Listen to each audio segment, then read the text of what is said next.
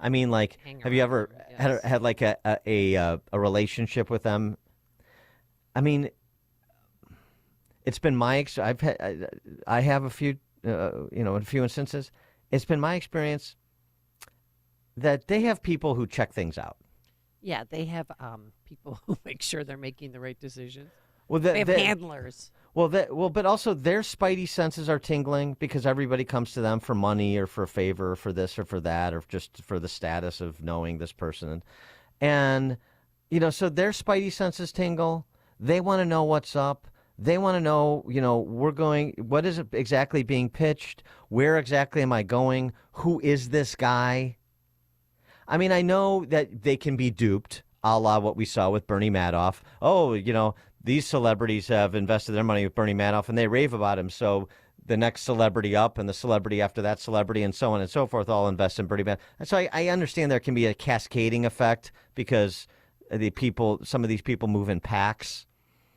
But, I mean, none of these people suspected. I mean, again, I'm talking about the ones that, and we don't know yet, but I hope we'll find out, the ones that didn't participate in this human trafficking scheme. None of them saw anything curious about Jeffrey Epstein. None of us. Where does his money come from? What is he doing? What happens on this island? Right. Who is this guy? And and the people around him? And why are there always young girls? And this, and after his prostitution conviction in West Palm Beach, the first part of this century.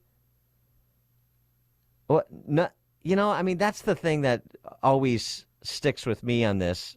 And again, based on what we know now, it's just really people maybe distance themselves from him, like Trump, but nobody thought there was anything more nefarious going on than this guy was just sort of a influence peddling sleaze merchant. Oh, it's so weird because Melinda Gates was interviewed on, oh God, was it 60 Minutes? I can't remember. And they asked her about Jeffrey Epstein. She said, well, I told my husband, no, you cannot see him anymore. And then she pressed on about their relationship. She said, that's all I'm going to say about that. I don't want to talk about it anymore. Yeah, she basically said, I remember that she basically said you have to ask him. But I Yeah. mean, again, but I mean, Melinda Gates, she's not a heroine in this story. No. Well, why did you say you can't see him anymore? And what did you think was happening? And if you thought if you thought what we now know was happening, then why didn't you say anything? No. I mean, those poor girls, they were sex slaves. His house in West Palm, my God, it was a slave headquarters. He had to have multiple massages every day, and he wanted younger girls, and they would go out and recruit, and then the older girls would find these other younger victims, and it was just a whole industry. And then Epstein dies of suicide in prison, right. and one of his recruiters, this Brunel cat in France, dies in prison by suicide again as well. Mm-hmm. Sure. There was this good documentary series. It was it's a few On years Netflix, old now. right? I think it was Netflix. It's 4 or 5 episodes maybe about the whole genesis of Jeffrey Epstein and some of the questions that we've been raising for years now that remain unanswered. That's worth checking out. Rich in Indian Head Park, you're on Chicago's Morning Answer. Good morning, Dan. Good morning, Amy. What did you guys think of the comment that Jimmy Kimmel made when Aaron Rodgers was really kidding that he might be on this list? And Kimmel said, "Oh, Rodgers put his family in jeopardy of some sort." How ridiculous is this guy? After all the comments he's made about people over the years. Thanks for the coverage. Yeah, I mean, Kimmel's a douche. I know. And by the way, I mean, Kimmel with the moral high ground, him and frankly Adam Carolla, the host of the Man Show with the Juggies, women on trampolines, and now Jimmy Kimmel's a feminist. Just spare me. Threatens to sue him. Come on. Yeah, I mean, He I don't know. vilified Aaron Rodgers and made him like enemy. If he shows up at the hospital, he's not vaccinated. Don't help him. Help the vaccinated first. Was Rodgers kidding though about Jimmy Kimmel? Oh boy. Was he? I don't know. Like he seems very a little edgy there, don't you think? I don't know. At even the suggestion. All right, coming up at 5:38, more fallout from the ouster of Harvard President Claudine Gay, including from one of the principal ousters, and that would be billionaire investor Bill Ackman, who has a plan to fix Harvard, while Claudine Gay opines in the New York Times about what happened. 5:38. But now let's head into the newsroom. Here is Mike Scott. 26 degrees at 5:32 on AM 560. The names of two former presidents do appear in the first batch of unsealed documents from the Jeffrey Epstein sex trafficking case. The documents reportedly feature over 150 names of people who've been associated with the late disgraced financier. The White House says right now it doesn't know who is responsible for Wednesday's attack in Iran that left more than 100 dead. National Security Council spokesman John Kirby says there's no indication that Israel was behind the explosions. State media reports 2 explosions occurred as people gathered near the burial site of Qasem Soleimani. He was killed in a U.S. drone strike 3 years ago yesterday. The White House also did not confirm news reports that Israel carried out an airstrike in Beirut that killed a top Hamas official on Tuesday. I'm Mark Mayfield. Part of a lawsuit filed against former President Donald Trump by Capitol Police officer's partner is being dismissed. Federal judge ruled Sandra Garza can only proceed with a civil lawsuit on 2 counts. A $25,000 reward being offered in the shooting death of a New Jersey imam. State Attorney General Matthew Platkin says the religious leader was shot in a car early yesterday morning outside of a Newark mosque. A 13-year-old from Oklahoma reportedly is the first person ever to beat Tetris on the Nintendo Entertainment System. The teen posting a video on YouTube showing him appearing to defeat the famous falling block puzzle game. The record was actually previously held by an AI bot. The landmark racketeering trial of former Illinois House Speaker Michael Madigan is being delayed 6 months. Madigan appeared in court yesterday as a judge postponed that trial to October 8. Illinois is adding an intake center for migrants who cross the border illegally and that are arriving in Chicago. The intake center will be located where the city is demanding charter buses arrive and will include heated tents now under construction. A Plainfield man accused in the stabbing death of a 6-year-old boy appeared in court Wednesday. Father of Wadia El-Fayumi spoke through a translator outside the Will County Courthouse before the short procedural hearing for his son's suspected killer. He was targeted because of his faith, because he was Muslim. And that is something we must confront as a society. Joseph Chuba faces murder, aggravated battery, and hate crime charges in that attack. 35 for Julius Randle in the Knicks win over the Bulls at MSG, 116-110. Blackhawks look to avoid a 4th straight loss when they visit the Rangers at Madison Square Garden tonight. 5:35 and a check of traffic and weather on the way next on AM 560. November 2nd, 2020 marked the 100th anniversary of the first commercial radio broadcast. We're still here, and we're bigger and better than ever. You can still listen to us over this great radio station, but now there are no limitations. Your smartphone is now your smart radio. Listen to us online on the app, TuneIn.com, iHeartRadio, and Odyssey.com. Your smart speaker can find us too. With radio, there is no separation anxiety. We're always on. AM 560, The Answer. When you're looking to make your business bulletproof, what comes to mind? Trustworthiness? Accuracy? Truthiness? Well, that's not even a real word. In today's competitive business landscape, considerations like trust, attention to service, accuracy, and knowledge are critical. So is cost, and finding the right balance is important, especially where your business insurance, employee benefits, and executive compensation needs are concerned. For bulletproofing your business, remember DSP Insurance Services. DSP is family-owned and has provided comprehensive risk management solutions and strategic excellence across industries for over 40 years. Business owners continue to partner with DSP because they offer the robust services of a national broker, yet a personal touch that is harder than ever to find these days. Contact DSP Insurance Services for a business and risk audit today. Visit online at dspmybusiness.com. That's dspmybusiness.com. DSP Insurance, your outsourced risk management department since 1981.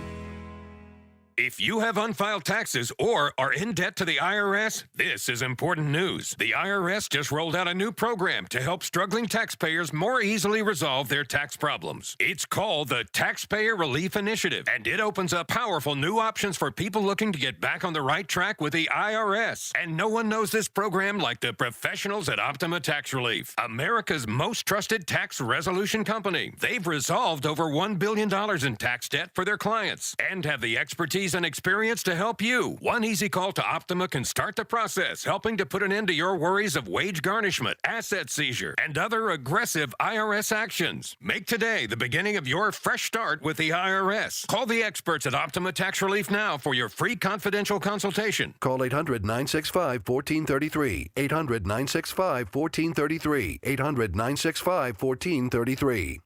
Optima Tax Relief. Some restrictions apply. For complete details, please visit OptimaTaxRelief.com. Make the hiring process work for you. With Indeed's end-to-end hiring solution, you can attract, interview, and hire candidates all from one place. Start at Indeed.com/credit. It's 5:38. Let's get an update on the roads. Team Hochberg Traffic Center time. And we'll start on the outbound Kennedy, where they're clearing an accident outbound just after Diversey this morning.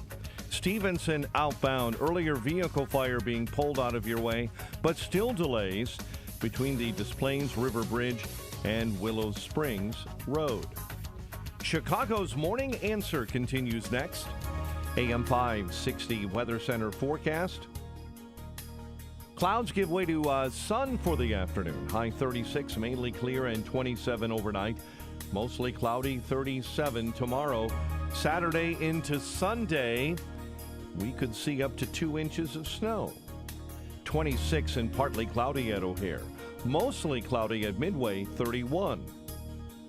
Your next news update at 6. Chicago's Morning Answer continues next on AM 560. The Answer. Now, from the Signature Bank Studios, this is Chicago's Morning Answer with Dan Proft and Amy Jacobson. If you're looking for the latest news, insight into what it means, and the sharpest opinion, there's only one station in Chicago where you can turn, and it's this one. We're AM 560, The Answer.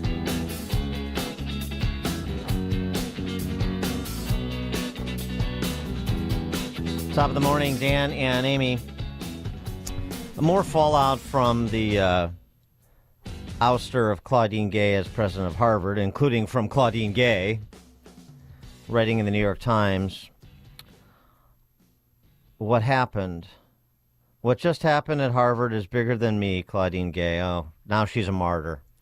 Of course, this is the next stage of the politicization of the left's attempt to rewrite history, to politicize this in the direction of identity politics, because, of course, that's what they must protect on campus and in larger society. So that's what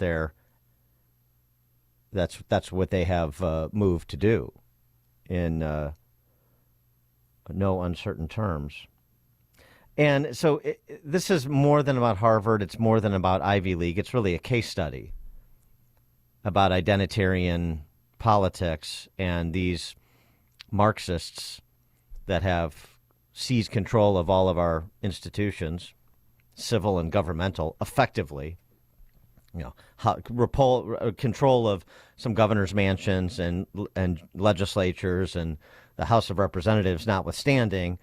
I mean, the left has cultural control of America, and they aim to not just protect it against incursions, but to come over the top against any such losses they suffer, like the Ivy League. Not just Claudine Gay, but also McGill at Penn, too, and just the firestorm they unleashed, these status university presidents with their testimony before that House committee about the anti-Semitism on campus. So it's a case study. Think past Harvard, think past the Ivy League, think past even higher education. Claudine Gay and her op-ed, this is priceless. Should we get like sad music playing in the background? Like, No, look at me, I'm so... Yeah, it's Such a it's not. victim.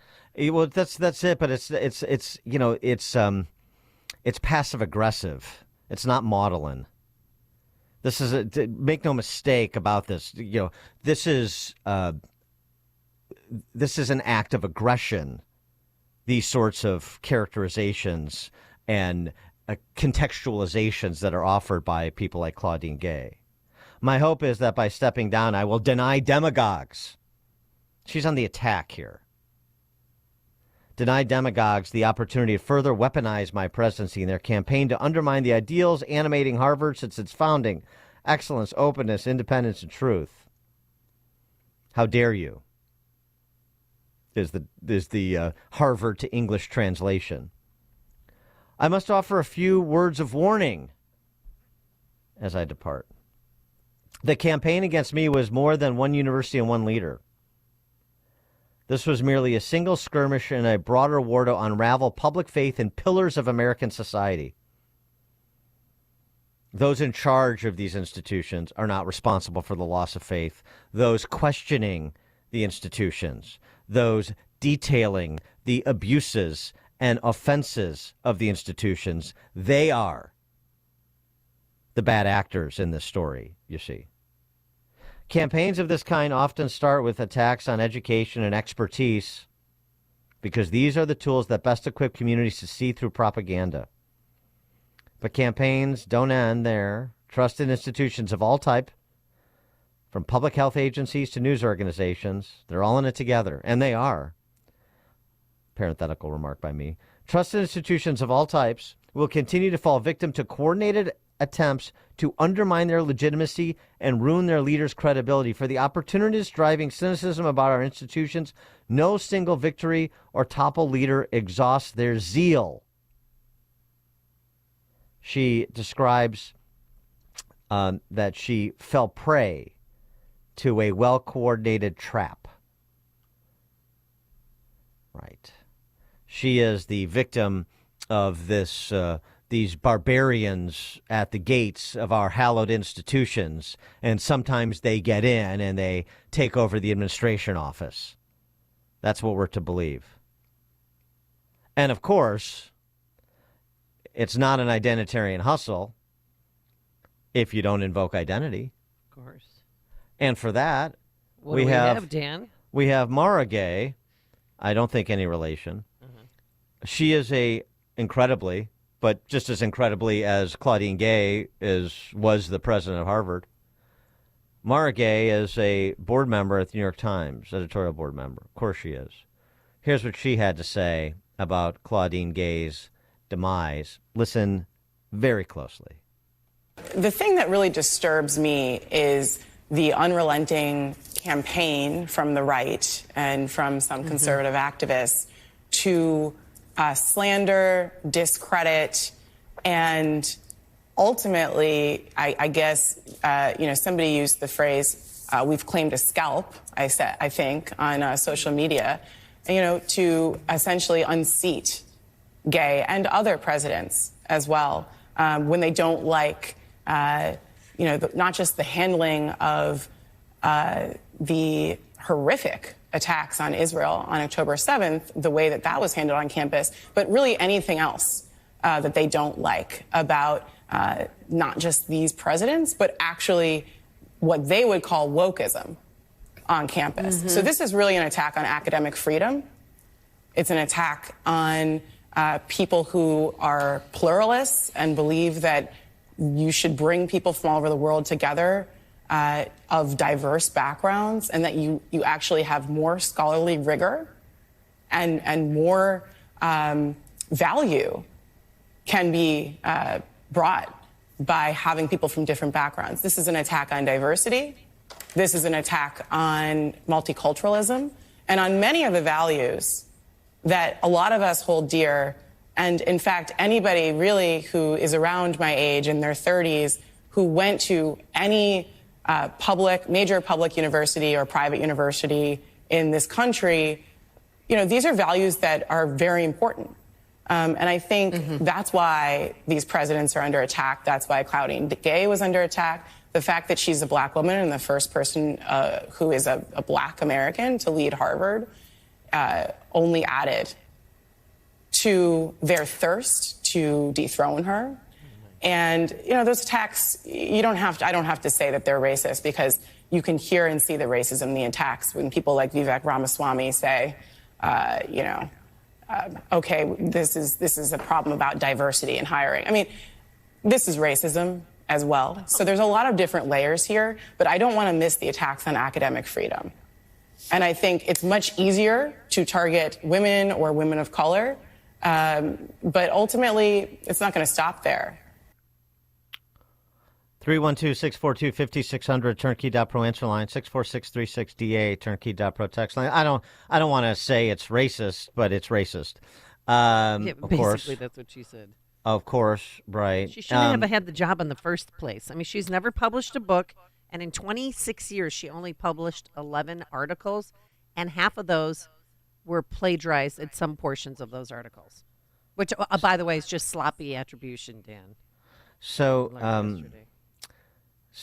it's racist. It's easier to be racist against black people, and I guess misogynistic against a woman. That's what this all boils down to. But a couple of other things that Mara Gay said are important, because she's a fish who doesn't realize she's in water. I mean, first of all, bringing people from around the world, the diversity. I mean, unless they're Asian, of course, right? Right, Mara? Anyway, are you familiar with the recently decided Harvard admissions case, Mara Gay, New York Times editorial board member? But I digress. I don't expect any sort of rigor for her. She just told you what she is. She's a scientific socialist, which means she's a materialist, which means that she is, in the modern context, a full identitarian mouthpiece. That's all she is. That's all she cares to be. She's interested in a substantive conversation. None of these people are. They're not interested in living substantive lives. Why would they be interested in substantive conversations with people who are beneath them?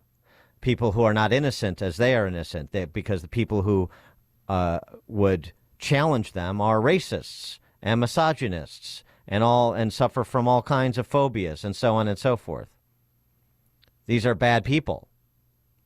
And what we do, in control of these status institutions, media, public health agencies, universities, as Claudine Gay wrote in her New York Times piece, is we focus on protecting our ill-gotten gains at all costs. That's what this is all about. I said this the other day. This is not about uplifting, diversity, bringing people together, uniting. This is about, we want status, prestige, and material well-being at someone else's expense. Where we make a claim for those things based on our identity, and anyone who would challenge that claim is some sort of troglodyte and interloper and anachronism, vestige of white supremacist patriarchy. That's what you're going to get. So when people say, like common ground, let's find common ground. Let's meet in the middle. Let's agree to disagree. Let's focus on the things we agree, because we agree about so many more things than we disagree. No, we don't. No, we don't. We have a fundamental, foundational disagreement with the Mara Gays and the Claudine Gays and all the other apologists surrounding them, including 700 members of the Harvard faculty and all those pro-Hamas student groups and so on and so forth. It is not reconcilable. It has to be one model for organizing a free society or another. You cannot be a little bit identitarian. And I wish people would really understand this. We have a little bit of a disagreement. Oh, Mara Gay's a liberal. She's left, and I'm conservative. But, we still believe in America. They do not believe. They do not believe, these identitarians of all stripes. They do not believe in the founding principles of this country. They don't. They do not. And so that is a chasm that cannot be traversed. And it needs to be put to the American people this year in particular, since it's an election year. And by the way, since Vivek Ramaswamy was invoked as a racist, he deserves some time on the floor to respond. And thankfully, a identitarian Washington Post reporter, Amazon Post reporter, part of one of those institutions, all aligned, challenged him after an event in Scott County, Iowa, so Davenport area. You haven't condemned white supremacy. I haven't heard you condemn white supremacy. You condemn Claudine Gay. Why haven't you condemned white supremacy? You didn't say that you condemn white supremacy, though. I'm not going to recite some catechism for you. I'm against vicious racial discrimination in this country. So I'm not pledging allegiance to your new religion of modern wokeism, which absolutely fits the test. I'm not going to bend the knee to your religion. I'm sorry. I'm not asking you to bend the knee to mine, and I'm not going to bend the knee to yours. But do I condemn vicious racial discrimination? Yes, I do. Am I going to play your silly game of gotcha? No, I'm not. And frankly, this is why people have lost trust. And I know you're going to go print the headline tomorrow. I already know this. We already know how your game works. Vivek Ramaswamy refuses to condemn white supremacy because you asked a stupid question. The reality is, I condemn vicious racial discrimination in this country, but the kind of vicious and systematic racial discrimination we see today is discrimination on the basis of race in a very different direction. You want to know what the best way is to end discrimination on the basis of race? Stop discriminating on the basis of race. Do that, and we're going to move this country forward. And I don't care whether you're black or white or brown or anything in between. That's how we're going to unite this country. You people have been responsible for dividing this country to a breaking point, creating a projection of national division. I meet people from the south side of Chicago to meetings like this one of every shade of melanin, multiple, from man to woman, doesn't make a difference, who are hungry for reviving unity in this country. And you, with your catechism that you try to get to politicians to whatever fake headline you're going to print on the basis of this conversation tomorrow, that's what's dividing this country to a breaking point. Shame on you. Look people in the eye and tell them what you've actually failed to tell them for the last 5 years. Own the accountability for your own failures as the media. That's how we rebuild trust in this country. And until then, I don't have a lot of patience to play the games. What do you expect from So cut and paste what Ramaswamy said and use it in your circles of influence. Absolutely. 100%. Stuck the landing. Every other cliche you like about somebody who just obliterates somebody on the merits, because that's what Ramaswamy just did to that Amazon Post reporter and to identitarians everywhere. Wonderful. Harry in Novi, Michigan. Good morning, Dan and Amy. Very simply put, 5 words, if I'm not plagiarizing, a cheater is a cheater, plain and simple. And speaking of those who have cheated Harvard, let's go ahead and make sure that Elizabeth Warren is not receiving a pension since she cheated to get on there. So those were my 2 points as far as lovely Harvard University. Thanks for the call, Harry. Appreciate it. Our friend Eli Steele, the documentarian, son of Shelby, had a good piece in Newsweek, too, talking about his upbringing in a diverse household, Mara Gay. Oh, no. Black, Jewish, he's got Native American ancestry, so on and so forth. I mean, this is the basis of his great documentary, How Jack Became Black, talking about his son. Well, profiling his son, really, in his entrance into L.A. public schools. Great documentary. You should watch it. Another tour de force on identitarianism, and you should, I know we're past the holidays, but you want to strike a blow for identitarianism, go buy How Jack Became Black and give it to your identitarian friends, those who've been brainwashed by this nonsense spewed by the Mara Gays of the world. He writes in Newsweek, when I first learned of Claudine Gay's fate, I thought back to one of the earliest lessons of my youth. The women and men that visited my parents at our Bay Area home always told me never to use race as an excuse. They said the same attitude went for the profound hearing loss that I was born with. These adults had grown up under segregation and suffered grievous human indignities. They would not have been wrong in the eyes of many to blame racism for any unfair obstacles placed in their paths. Yet my black elders knew on an instinctual level that to give in to race and racism was to give immutable characteristics power over individual identity and character. As one of my elders told me, I'm not the N-word they call me. That's all them. They knew that giving in, identifying with the race that the racists saw, would have led them into the trap of endless victimization. And it is to their credit that these doctors, dentists, professors, and filmmakers always insisted on finding the path of success somehow. That's the choice. Mara Gay's America or Eli Steele's? Matt in Mount Greenwood. Hey, good morning, Dan and Amy. Ramaswamy was spot on. I was just going to say that we keep on pounding these people with the truth will hopefully set us free, because the wolves will just stop. They'll have to stop until there's something else for them to latch onto. And, thinking about Gay or any leftist, an NFL football player is held to a higher standard these days than these people, when you think about it. Yeah, because it's performance-based, right. Amen, right? And I wish Martin Luther King was alive today, and I never really paid too much attention to it until probably the last 10 years. But whatever happened to the great melting pot, judging people by the character of their person as opposed to the color of their skin? It's so sad. And I guess the good thing about what's going on now is that we're able to share this with our kids, who are 20 and younger, which is a great thing, because they understand, and they've gone through, what's still at a very diverse Southside Catholic high school, and it bodes well, because they have friends and they laugh. All these kids, these white kids, black kids, Hispanic kids, they laugh at all this BS. They truly do. So it gives me faith in the future. Well, that's good. That's a whole. Thanks for the call, Matt. That's a hopeful note, because the thing that Mara Gay said that is really telling. The fish that doesn't know she's in water comment I made. Anybody who's gone to a public university or a private university, these values, identitarianism, these values are important to us. Exactly. That's what those institutions have become.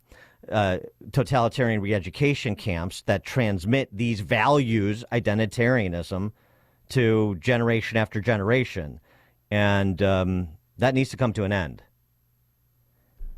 Coming up on Chicago's Morning Answer. At 6:06, impeachment hearing date set for one DHS Secretary Ali Mayorkas. 6:06. He put on quite a show yesterday.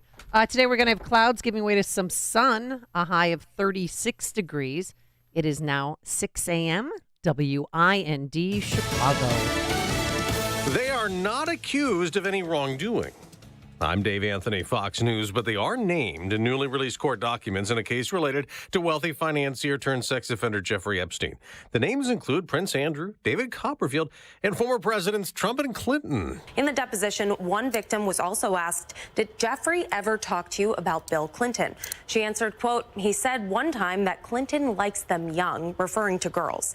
Now, Clinton appears over 70 times in the first release of documents. And in a deposition, another Epstein victim, Virginia Joffrey, said Maxwell told her that she and Clinton flew in a helicopter to Epstein's private island. He's previously said he has never visited Epstein's homes and had no knowledge of his crimes. That's Fox's Brooks Singman. Epstein committed suicide before he could go on trial for sex trafficking minor girls.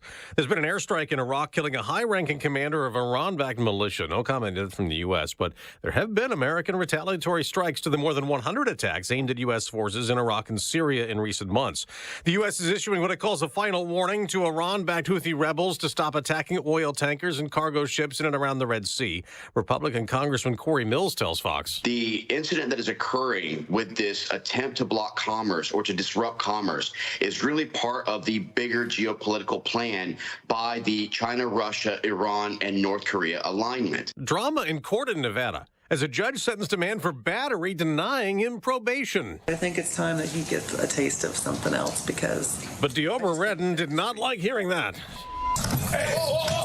He lunged over the bench and tackled the judge, attacking her, and then court officers rushed to help her. Both the Clark County District Court Judge Mary Kay Holthus and a marshal were hurt during the attack. The marshal was hospitalized and listed in stable condition. The judge didn't need to go to the hospital to seek medical care. Fortunately, she's okay. Fox's Christina Coleman. America's listening to Fox News. 26 degrees in Chicago. 6:02 on AM 560. The Answer. Good morning. I'm Mike Scott. A rideshare driver critically wounded in a shooting and attempted carjacking on the west side of Chicago. It happened after dropping off a passenger last night. Chicago police say the shooting occurred in the around 10 p.m. in the 900 block of North LeClaire. The landmark racketeering trial of former Illinois House Speaker Michael Madigan delayed 6 months, delay granted until October 8 after the U.S. Supreme Court decided to take up a corruption case out of Northwest Indiana. City of Chicago saw fewer murders in 2023, but other crimes saw huge spikes.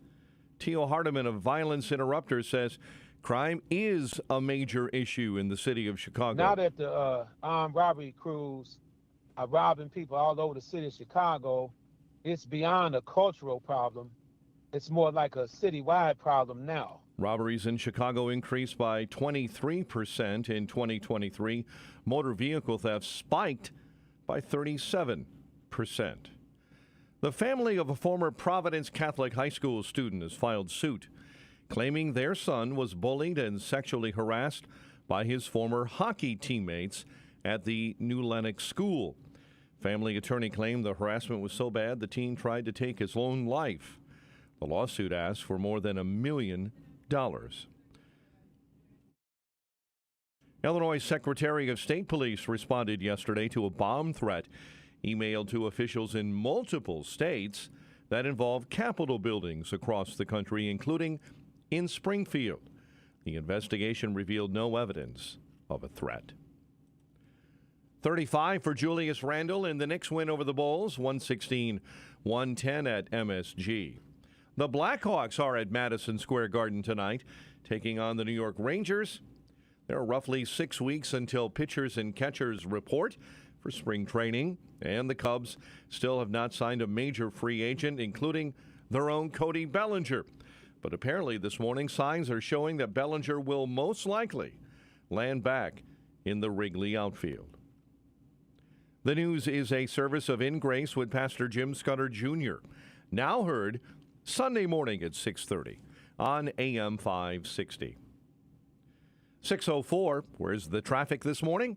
We'll have the answer coming up next on AM 560.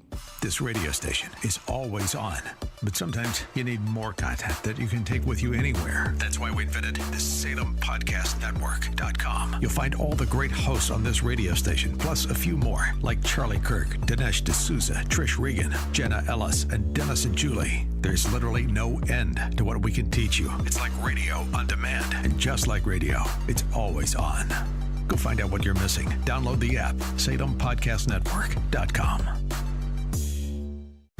A great smile can make you feel happy and confident. So when you consciously conserve your teeth, that glowing smile will show through. At Best Dental Group, Doctors Economos, Gavalis, and their staff are ready to help you create that perfect look or maintain the one you have now. Along with general dentistry, Best Dental Group is a multidisciplined practice with an orthodontist, periodontist, and prosthetic specialists on site. They use the newest breakthroughs in dental technology, such as titanium implants, Invisalign clear braces, and laser treatments. Don't let fear get in the way. They can recommend sedation to make your experience as comfortable as possible. Best Dental Group is located in historic downtown Bartlett and is a multilingual office. Call 630-830-4930. That's 630-830-4930. Or visit bestdental.org. Best Dental Group, sharing your conservative values and helping you to conserve your teeth. Traveling for the holidays? Well, Pure Talk has you covered because they just added international roaming to over 30 countries. And here's the best part, there's no rate increase at all. Now, Pure Talk still saves the average family almost $1,000 a year with talk and text and data plans starting at just $20 a month. Now, from your cell phone, just dial pound 250, say the keyword save now, make the switch, and do it now. You'll save an additional 50% off your first month. Pound 250, keyword save now, and start saving on your wireless right now. Looking for top-notch personal protection? The Smith & Wesson Equalizer is here to level the playing field. Easy to rack slide, easy to control ergonomic grip. It's designed for you. With a 10, 13, and 15-round magazine included, size up for better control or size down for easier concealment. Don't miss out on the opportunity to upgrade your safety. Visit your local dealer now.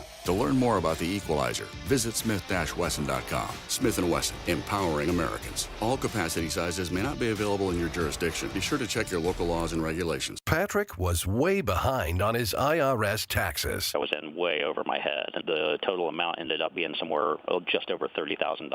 $30,000.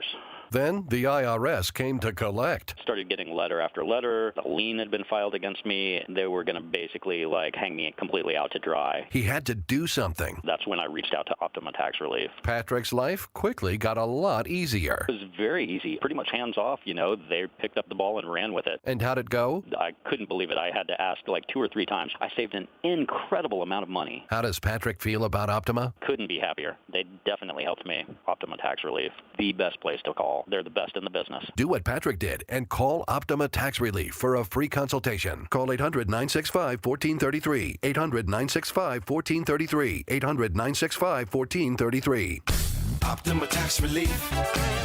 Testimonial from an actual client. Some restrictions apply. For complete details, please visit OptimaTaxRelief.com. It is 6:08. Team Hochberg Traffic Center time. We'll start on the Stevenson, where you've got an accident on the exit ramp. Inbound, it's the off-ramp to LaGrange Road, and it's bottling things up this morning. Inbound Dan Ryan, 1395th into the Burns Circle interchange. The Bishop Ford itself jammed up between Cottage Grove and Michigan Avenue. Chicago's Morning Answer with Dan and Amy continues next. AM 560 Weather Center forecast with Steve Williams. Some clouds to start, a little bit of sun later on today, high 36, clear tonight, low 27. Cloudy day tomorrow, the high 37, and then clouds and a few flurries on Saturday, the high Saturday 36. I'm Steve Williams on AM 560, The Answer. 26 at O'Hare, 31 Midway, and 30 in Aurora. Your next news update is at 6:30. Chicago's Morning Answer continues next on AM 560, The Answer. Now, from the Signature Bank Studios. This is Chicago's Morning Answer with Dan Proft and Amy Jacobson on AM 560, The Answer.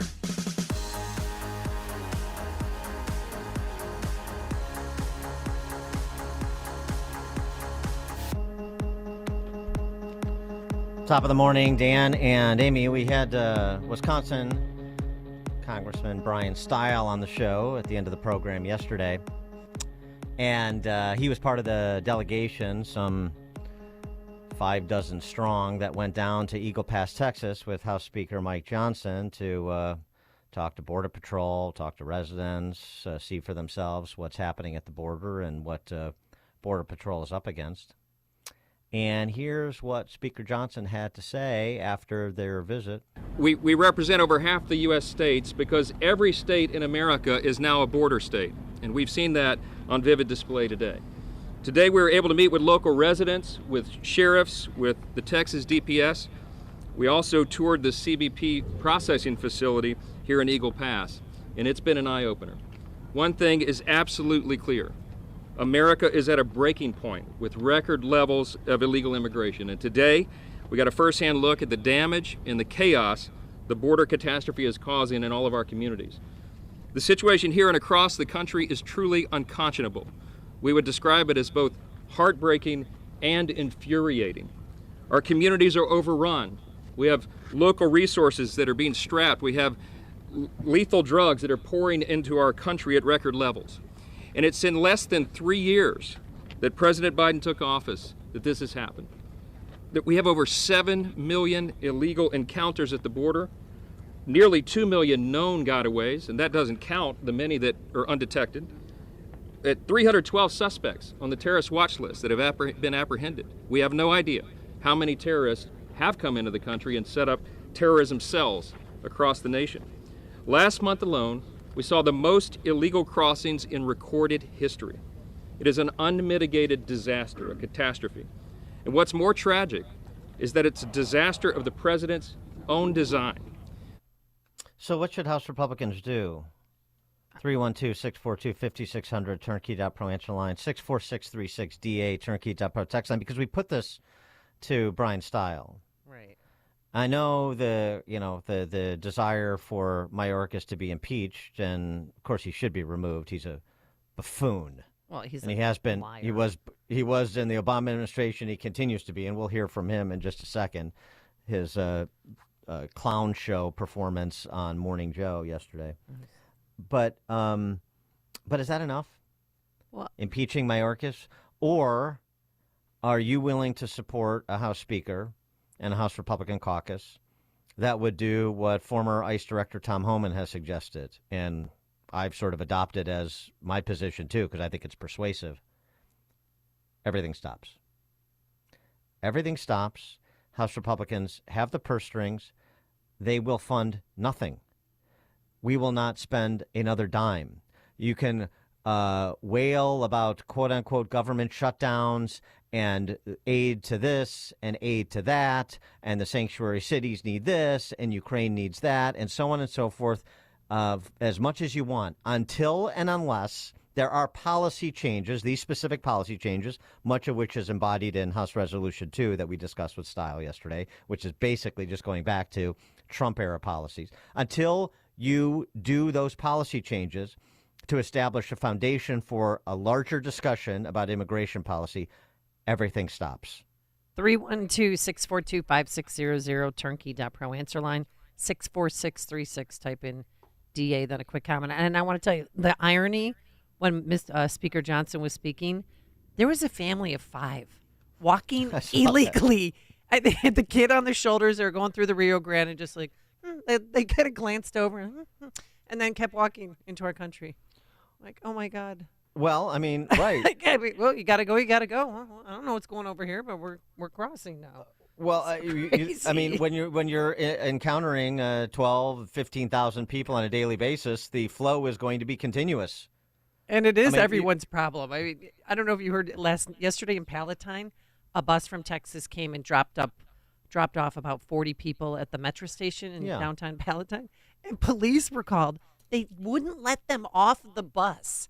And then they gave the bus driver directions to the drop-off location in Chicago and followed the bus out of town to make sure that he got onto 53 to take 90 in. Yeah, well, that's so what? I mean, what's so exciting about that? This is happening. Like, are people unwilling to accept reality? This is happening. It's happening everywhere. Wouldn't let them off the suburbs of Chicago and the suburbs of New York, sanctuary cities and states, both. So, yeah, this is what it is. I mean, there were 92 migrants that arrived by train to Wheaton yesterday as well. I mean, I'm getting the EMRS reports on a daily basis. I can tell you, number of migrants 46, train number 60, migrant arrival at station 1,700 hours, ETA, and then they pushed them onto Chicago an hour and 45 minutes later. Yeah, so on and so forth. Right. I mean, it's and a everywhere. total of 3,000 in DuPage County. The month of December, yeah, we get the updates. Yeah, and then so after Johnson has that press conference at the border, then he goes on to CNN, and here's Jake Tapper towing the party line, towing the CNN/party line. They're indistinguishable. Oh, let's talk about the $14 billion in aid and this global aid package the Biden administration wants to do. We'll give you X for the border, and then you give us X for Ukraine, and we'll do X in Israel and X for Taiwan, and we'll do this whole spend-a-thon to make sure all the buckets are somewhat filled, and we can all declare victory about how responsible we are. So the $14 billion, there are, you're right, 1,600 asylum officers that would be part of that to speed up processing of asylum claims. That's what you're talking about. But there also would be 1,300 more Border Patrol agents to work alongside the 20,200, and also funding to hire 1,000 Custom and Border Protection officers with a focus on counter fentanyl. So it's not all, in fact, most of it is not related to processing asylum seekers. A lot of it has to do with what you're talking about. Jake, the president should come to the border. What an idea that would be. He should talk to the Border Patrol agents who are down here. I think the he went morale last is year, low. just FYI. Yeah, well, He went for a photo op. He should come and spend a couple of days like we have to be with the people here on the ground who are fighting this war on the border. That's effectively what it is. We have so many people, Jake, 7 million people have come into the country since Biden walked into the Oval Office. And that's a low estimate. Most people believe it may be twice that high. We have nearly 2 million gotaways that we know about, not to mention those who evaded capture. Over 300 known terrorists apprehended at the border trying to come in. We don't know how many evaded capture and detection. They're in the country, potentially setting up terrorist cells everywhere. Fentanyl is the #1 cause of death for Americans aged 18 to 49, flowing over the border like an open sewer. Human trafficking is the #1 business of the cartels here. Estimated, we were told today, Jake, one of the local sheriffs here, said that they believe that the cartels are making $32 million a week on trafficking human beings into the U.S. That's over $1.5 billion a year.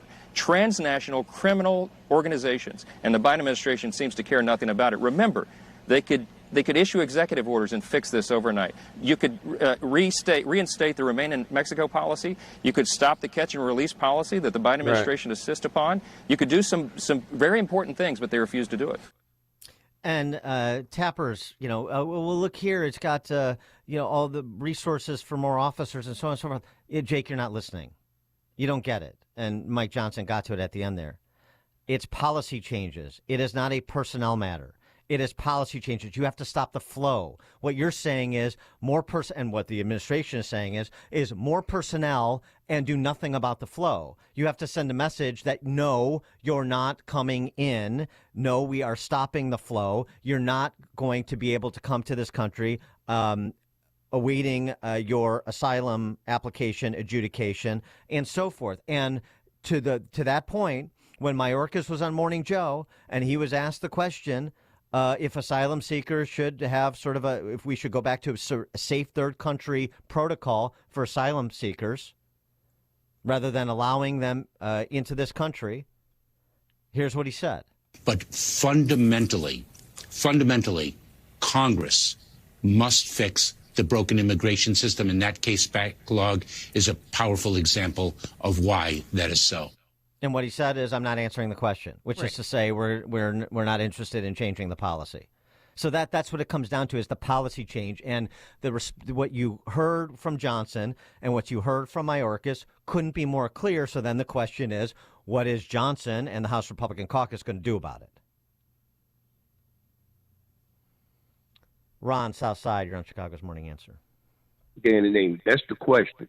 And no, you do not need President Biden. What is that goof going to do going there? Johnson and Republicans control the spending. Shut it down. Into the president of Mexico, no, there is no foreign aid to Latin America. Period. It's in their control now, Dan. Shut this down. Stop. The country is being invaded by illegals.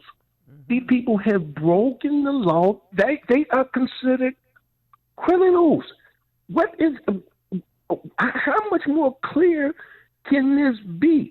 But the worst thing to have is Joe Biden. He sent, I think Jesse Jackson. Not Jesse Johnson.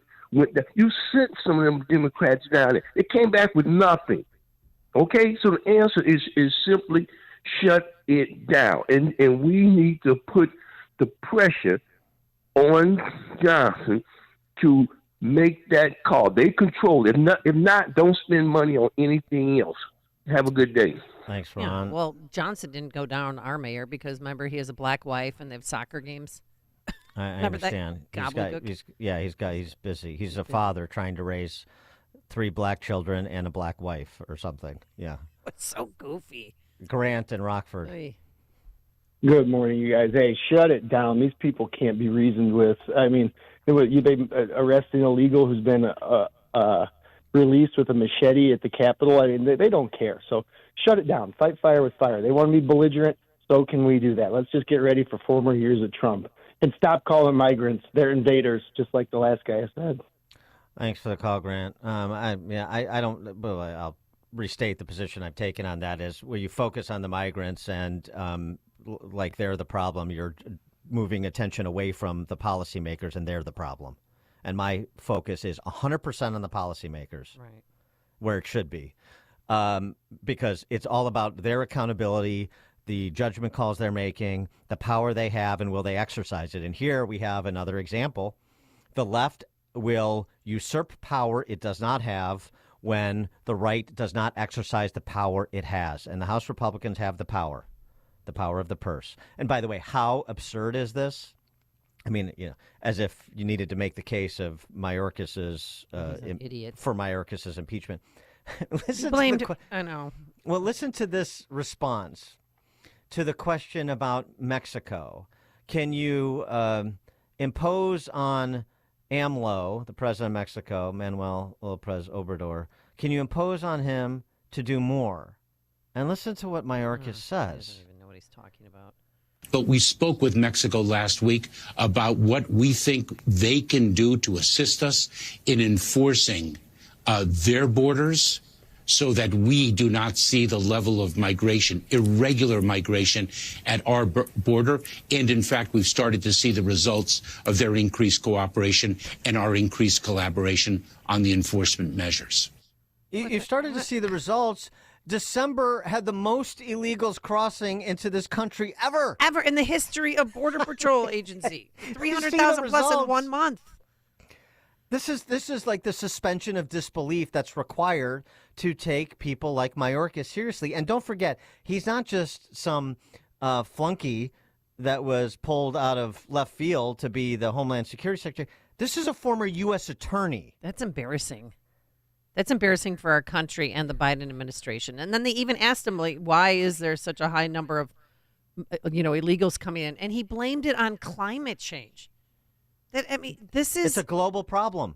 So we are seeing the greatest number of displaced people, not only at our southern border, not only in the Western Hemisphere, but across the globe. I am involved in bilateral and multilateral meetings with my counterparts from foreign countries in Europe, in Asia, in the Indo-Pacific, all over the world. In migration, the challenge of displaced people is a subject that comes up in every single conversation. We have the effects of climate change, poverty, increasing level of authoritarianism, the very many challenges that are at the root cause of the displacement of people around the world. We can't do anything because it's a global problem and we need to get to the root causes before we do anything. Does that sound familiar? That's the same response you get from big city mayors like BLM Brandon about violent crime. It's a national problem. We need to get to root causes. That's the same response you get from the heads of teachers' unions like Stacey Davis Gates in Chicago. Oh, the reading, writing, sexual abuse, whatever. That's a national problem in big urban school systems, and we can't do anything until we address root causes of poverty and food insecurity and home insecurity and so on. And nothing can be addressed. Throw that in there too. This is like the cut and paste answer. I hope people see the parallels here. Cut and paste answer to every what they say are intractable problems that are not intractable problems.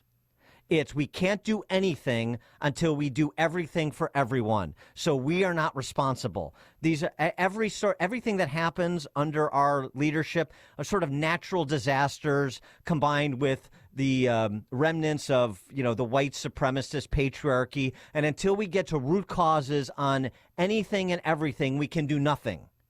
That's the pat answer. They don't care about it. They don't care about our country. They don't care about your safety. They don't care about the border. Tony in Riverside. Good morning, Dan and Amy. This is like Chinese torture, okay?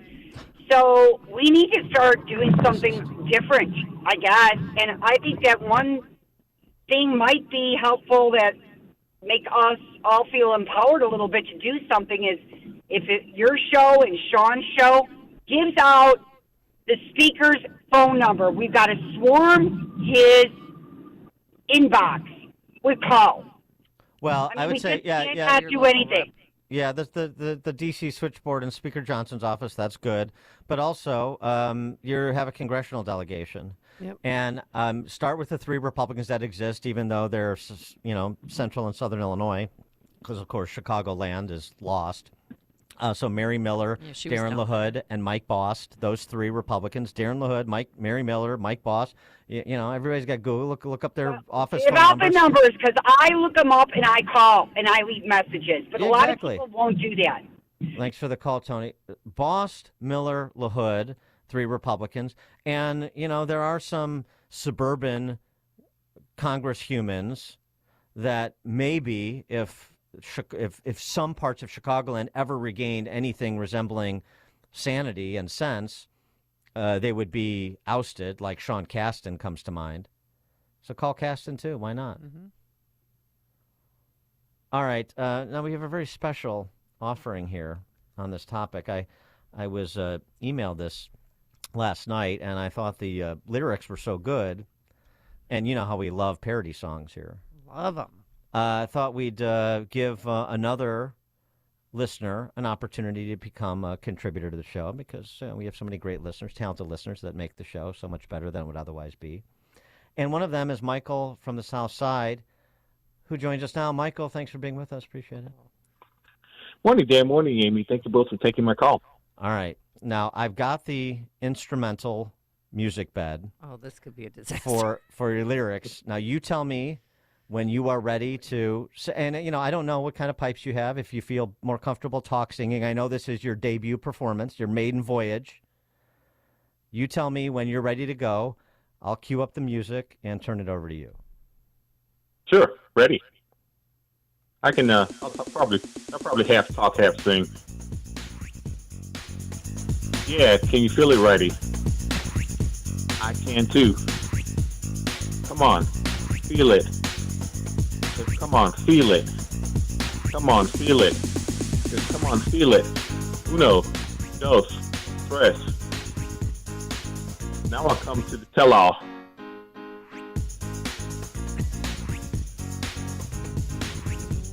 And here comes the lyrics. It's such a good migration. It's such a sweet invasion. It's such a good migration. It's such a sweet invasion. Yo, it's about my crime. Let's send forth my rhythm and my rhyme. I'm getting mine, so up yours. I want to see illegals on our shores. On the real tip is how I'm saying this. Strictly plain talk, home. I ain't singing this. Selling this to the entire nation. North, south, east, west. Feel the migration. Come on, come on. Feel it, feel it. Feel the migration.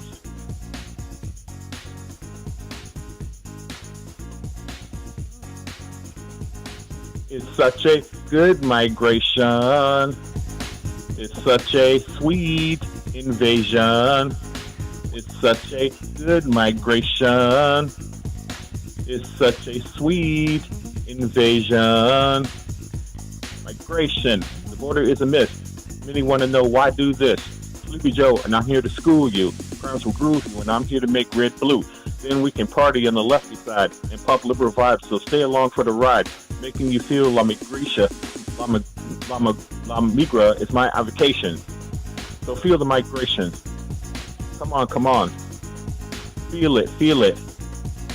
Feel the migration. All right, Michael. All right, Michael. I'm going to Simon Cowell you. I think we got it. Now, I would say that I haven't heard such a yeah. Well, there you go, the audience. I would say your tone is the equivalent of Amy Jacobson. No. So I would say that. I mean, you're definitely in the ballpark. But I think you're a little late, a little off. But Yeah, I like the effort, and I really appreciate that you called in. Not quite on time there, Right, but I mean, that's- again, this is his first. I'm gonna say yes. We pass him on to the next round, just Okay. for the lyrics, for the original lyrics alone. I'm gonna say yes. All right, Michael, you've got the ticket to the next round. We'll look forward to more musical stylings from Michael on the South Side. Thanks so much, Michael. We'll Appreciate see you in it. Berwyn. Well, All right. thank you, Dan and Amy. You're welcome. Coming up on Chicago's Morning Answer. 6:36. Amy's got to get an early flight out tomorrow in order to make it to FatCon 2024 in Seattle, Washington. We'll preview Amy's visit to FatCon at 6:36. But now let's head into the newsroom. Here's Mike Scott. It's 6:32, 25 degrees and cloudy skies. The Department of Justice is suing the state of Texas over a new law that allows the prosecution and deportation of migrants entering the U.S. from Mexico. Fox's Bill Malugin reports from Eagle Pass, Texas, as the GOP continues their border investigation. America is at a breaking point with record levels of illegal immigration. House Speaker Mike Johnson and a delegation of around 60 House Republicans in Eagle Pass, Texas, to highlight what they say is the Biden administration's dereliction of duty at the southern border. The delegation got a briefing from Texas DPS and a taste of what happens in Eagle Pass every single day. A group of men from Venezuela tried to cross illegally right in front of the House Republicans. They were repelled by razor wire deployed by the state of Texas. Razor wire the Biden administration wants to get rid of and is fighting Texas in federal court over. The White House says Republicans are the ones getting in the way of the president's border plan by withholding aid for Ukraine. Rescue workers braving the cold and the rain, trying to save people trapped under collapsed buildings in western Japan. More soldiers have been ordered to bolster earthquake rescue operations. So far, 84 are reported dead. Father and son in Texas have been charged in the killings of an 18-year-old pregnant woman who disappeared right before Christmas with her boyfriend. Christopher, we believe, committed the murders of Matthew and Savannah, and then Ramon helped. San Antonio police say the couple was fatally shot over an apparent drug deal before their bodies were moved and then left in a car. Ford is recalling more than 112,000 pickup trucks over concerns of rollaways. A letter from the NTSB and the Highway Traffic Safety Administration addressed to Ford's assistant director acknowledge the F-150 recall. A rideshare driver was critically wounded in a shooting and attempted carjacking on Chicago's west side just after dropping off a passenger Wednesday night in the 900 block of North LeClaire. And the landmark racketeering trial of former Illinois House Speaker Michael Madigan delayed 6 months. Madigan appeared in court yesterday as the judge postponed that trial until October 8. 35 for Julius Randle in the Knicks win over the Bulls 116-110. Blackhawks at Madison Square Garden tonight to take on the Rangers. Notre Dame went down in heartbreaking fashion in college hoops, 54-52 in a last-second loss to NC State. Bradley beat Valparaiso, and Loyola snuck past the Billikens of St. Louis, 80-73. 6:34. We'll have a check of traffic and weather on the way next on AM 560. Mike Gallagher doesn't find it difficult. It is really strange to hear people say, gosh, Mike, good for you standing up against anti-Semitism. Gosh, Mike, this is really bold of you to defend the Jewish people. How can you not? It's not hard. This should not be difficult for anybody. The Mike Gallagher Show, weekdays at 9, right before Dennis Prager at 11 on AM 560. The Answer. Amy Jacobson here on behalf of all of us here at AM 560 The Answer. I wanted to take just a minute to say thank you to each and every one of you who's participated in our annual Food for the Poor campaign over the past month. Because of your generosity, we've raised nearly $200,000 to provide food for an entire year for over 4,700 children in Latin America and the Caribbean. We especially want to thank the many business benefactors who supported this campaign. This year, when you hear their commercials airing on this station, please support their businesses as a way of thanking them for their generosity. And just because the Christmas season is over, that doesn't mean that the need has gone away. You can still make a tax-deductible tax-deductible gift of any amount to Food for the Poor by visiting 560theanswer.com/foodforthepoor. That's 560theanswer.com/foodforthepoor. And on behalf of all of us here at AM 560 The Answer and at Food for the Poor, thanks again for your generosity. You can make the decision right now to get lasting relief from that awful joint pain for 2024. Don't go another year compromising because of that pain in your knees or shoulder. Call QC Kinetics now. QC Kinetics is the nation's leader in regenerative non-surgical pain relief. You know, your body has what it needs to restore and repair that damaged joint tissue, and QC Kinetics can make it happen. No drugs, no surgery, no downtime. The future of pain treatment has arrived. Hundreds of board-certified QC Kinetics providers have treated tens of thousands of satisfied patients all over America. People with back pain, hip pain, any pain associated with arthritis or an injury. This is not a Band-Aid. This is a revolutionary treatment that can get you moving again. So get your life back. And listen, it's non-surgical. So if this is the year you decide to fight back against that pain, take the first step now. Call QC Kinetics. Get a free consultation on the calendar today. Call 312-809-5955. Well, I've been taking it for some time. We saw the ad, and we thought we would give it a try. And I noticed after the first month, we just felt better. I told my doctor, too, and she said, this sounds like a really good product for you to be taking. We plan to take it for life. I ran this by my doctor. I always run it by her, everything I take, and I told her I've been taking this for a while. Is this okay to take? She goes, oh, this is wonderful for you to take. Keep taking it. She goes, I approve this. This is very good. So she said, yes. She said, this is one thing you can take that's very good.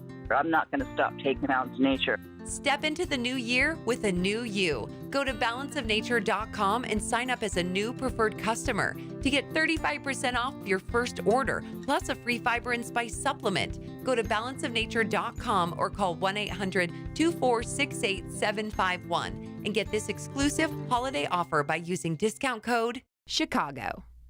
Make the hiring process work for you. With Indeed's end-to-end hiring solution, you can attract, interview, and hire candidates all from one place. Start at Indeed.com/credit. 6:38. Check the roads in the Team Hochberg Traffic Center.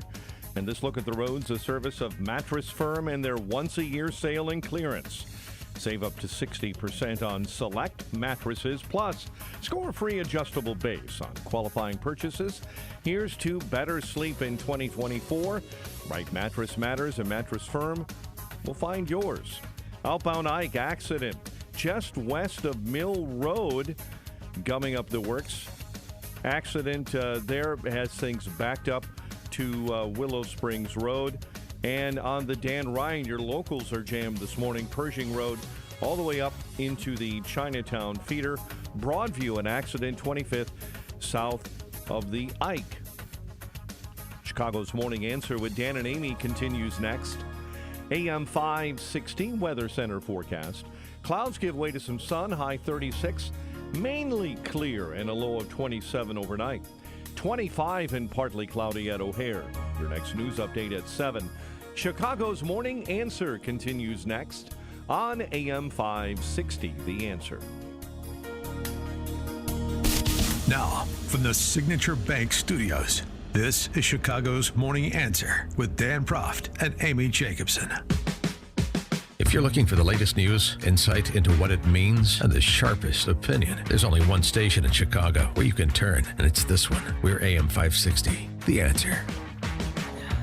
Top of the morning, Dan and Amy. A big weekend kicks off tomorrow. Seattle, Washington, the site of FatCon 2024. FatCon 2024, Seattle, Washington, and it's a full program. But I'll turn it over to J-Bay. We've brought you J-Bay before. She is a fat influencer, a fat civil rights activist. She is the one who came up with the fat humans passenger bill of rights for airplanes. Oh, that's right. Yeah, that's my girl, man. That's my home girl. She is previewing FatCon 2024 in this clip and encouraging you to get your tickets because, you know, they're getting gobbled up.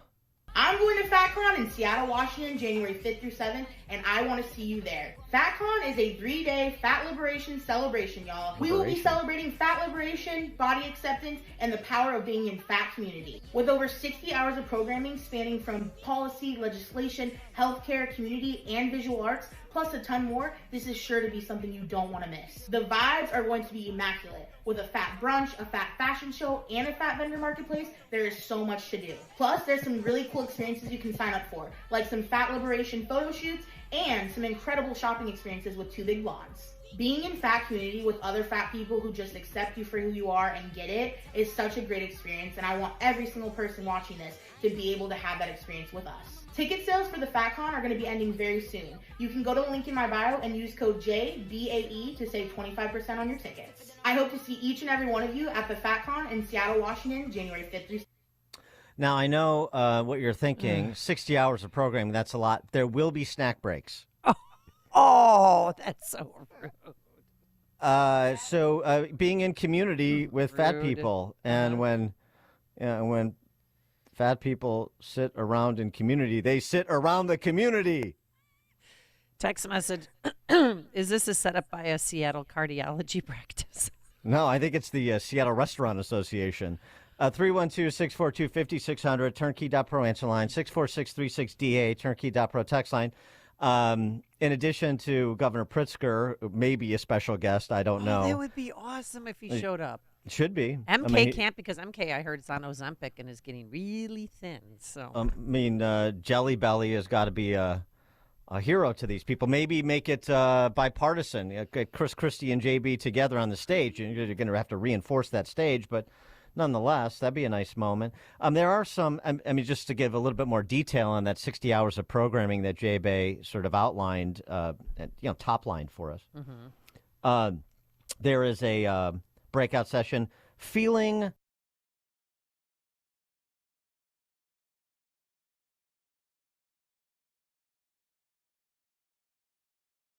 Exploration. Where'd my hand go? And creative movement. We will practice deepening into the sensations in our bodies and how to perceive and honor that somatic wisdom. I will guide you into exploring how your body moves, if it does, fully embracing your fat. We're going to get curious about jiggles, folds, and the momentum and gravity of fat bodies. Jiggles and folds. I used to love. They came on right after the Bozo Show when I was growing up. Jiggles and folds. Yeah. I don't want to be accused of being a fattest. I'm just providing I'm the information. 312-642-5600, turnkey.pro answer line. Excuse me. You can text us at 64636 and type in DA, then a quick comment. And somebody texted, FatCon's 10-year reunion will probably have a low turnout. We're celebrating diabetes and early death. No. What do you mean? No. Well, let me just provide a little bit about COVID. A little bit more here. Are you curious about understanding the jiggles and the folds, the gravity of fat bodies, if you're a fat body? Mm-hmm. And remember, we're like, it's like the dehumanization of people. This is black bodies. Now we're talking about fat bodies. It's really interesting how, on a serious note, how they use the same nomenclature of the identitarians, because this is part of the identitarian movement. This is the absurdities and the grotesqueness that the identitarian politics, our identitarian culture leads one to. But anyway, are you wondering if feeling our fat is a breakout session for you? I'm glad you asked. This class could be for you. If you want to unpack the ways our fat bodies are holding messages of fat phobia and find a new way to relate to your physical being. You intellectually understand that fat liberation, but you want to deepen your embodied and felt experience of it. You saw weighted bodies and felt compelled to explore your own body in this way. Is there some such thing as an unweighted? You want to be more connected to your body exactly as it is, including your fat, not despite it. You want to be able to wipe yourself. No, I added that. 312-642-5600, turnkey.pro answer line, 64636DA, turnkey.pro text line. You want to rediscover where your pee-pee went, maybe. Or be able to tie your shoes. Yeah. I mean, I don't know. Be able to stand without cracking a femur. But it's a whole new identity. I mean, it's because on Southwest now, fat people or people who identify online as obese will now get a free seat when flying on Southwest Airlines. Absolutely. That is wrong. So I'm going to identify as tall person. And tall people, we need more leg room. Hence, I would like 2 seats too. Yeah, fighting identitarianism with identitarianism. Yes. No, I don't think so. I don't think it's going to work either. I got some other breakout sessions. Oh, yes, Want to go please. through them? Yeah. I mean, if you're on the fence as to whether or not you go to FatCon. Fat in the Wild, Adventures in the Outdoors. The mountains, trees, and animals do not care what you look like or what you can do. I want you in my belly. But that isn't always true about the people in the outdoors. I once thought that the world of outdoor adventuring was reserved for the young, the thin, the super fit, and let's face it, the men. Growing up, I didn't see my body represented in the outdoor media that I consumed, and that made me believe that I didn't belong there.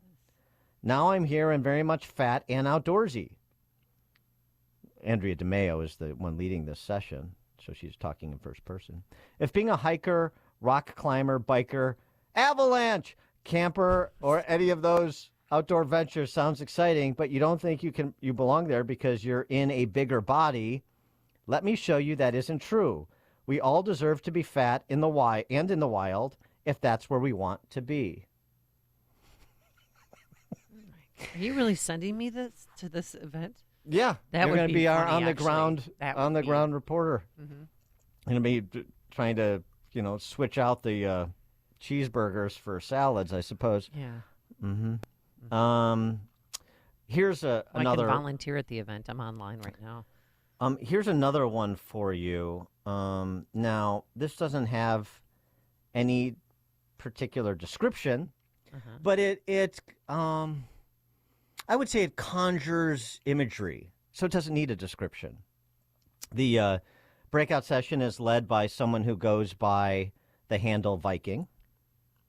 Okay. There are trigger warnings, and the session is entitled Rope Bondage 101.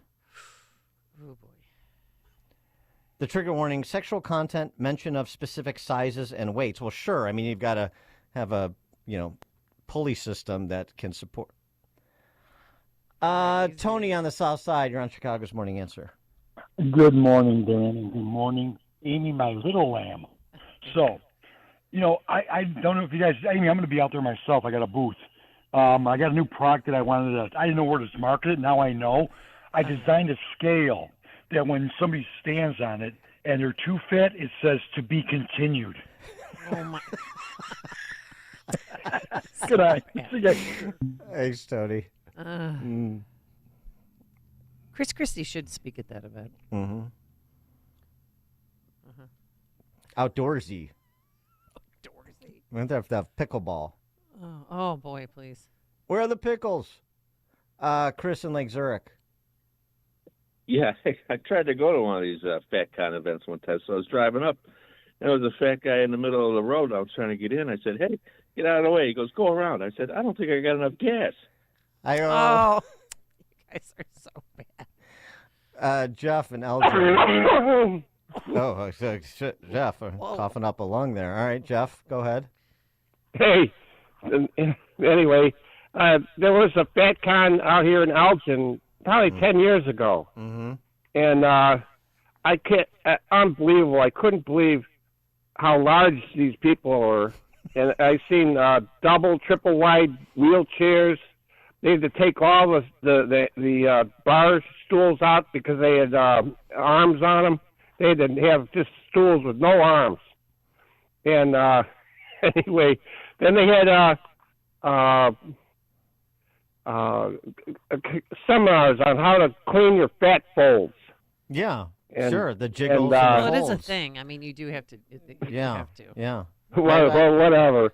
We learned this Anyway. all on Jerry Springer show when he used to do those rescues. In fact, thanks for the call, Jeff. Maybe that could be a thing. Is like who can you get to learn how to operate a crane to lift fat people that are locked up like in a second floor and they can't get out. You know, you have to knock out the window and you have to Right, or take the roof off. Yeah. Lift them out. Yeah. How does it get to that though? Well, let's just keep having fun with this segment. I don't get. Yeah, I mean, look, everybody gets made fun of. Well, but So, people always you know, ask me come why on. I'm a fattest. Well, because I take time every day to work out. I rarely take one day off. But also during COVID, like, they're the reasons why I have processed it this way. Why my kids were out of school for almost 2 years, and why they weren't able to play sport. No, 79% of the people who were hospitalized or died from COVID were obese or morbidly obese, and that was always left out of the equation. Excuse me. What? It's just like calm down. Oh. Because I Don't mean, tell a woman to calm down. That's a serious allegation. Because one of the things you're saying, yeah, I understand comorbidities, and you're more likely to COVID, and more likely to get serious. We all know this. Okay. But that doesn't mean that every person who is obese supported the policy choices that politicians made. Okay. So don't blame them if they were not on board with lockdowns. This isn't about your body weight or your race or your gender. It's, did you support terrible public policy? I don't care what your weight is. So no, they're not responsible for Jelly Belly shutting down the state and the schools, or Lightfoot doing the same locally. They're not responsible for that. Matt in Oak Lawn. Hey, good morning. Happy New Year. I have an oldie but a goodie out in the western suburbs last summer, driving down North Avenue, and beautiful Rolls Royce pulls up next to me at a red light. Window rolls down, and the gentleman says, "Sir, can you please give me directions to 355? Look back, said, "Governor, fruits, vegetables, and extra away." Oh, you cut out for the punchline. What's the punchline? Yeah. I said, "Governor Pritzker, it's fruits, vegetables, and hard work." There Drove you away. go. Thanks for the call, Matt. All right. And there's your way to 355. Got it. Richard, Blue Island. Hey, Dan and Amy. Got a song for Richard, you're cutting out on us. Richard. Yeah, I we'll want to try hear Richard the again. song. Richard, call back. Call back on a line that's not cracking up. Larry and Bartlett. Hey, good morning, Dan and Amy. Dan, I think you have to change your metaphor for this topic. Instead of sitting on the fence, it's more like sitting on a big brick wall. Thanks for the call, Larry. Chuck and Delavan. Oh, Chuck. Hey, I don't know, you guys don't pay attention in news flashes, but the Colorado Supreme Court just removed Bill Clinton's name from the Epstein list. Hey, I said it before, and caveman paintings, I don't know if you ever seen him draw a salad. There's never been a salad. It's always been a big mastodon. And once again, I'm going to tell you once, I'm going to tell you it again. You're not a lady unless you're 180. There you go. Very good, Chuck. Which is the new median weight for women post-COVID. Richard, Blue Island, I'll give you one more chance. Okay, here comes the song. Here it goes. Fat people got no reason. No. Fat people got no reason.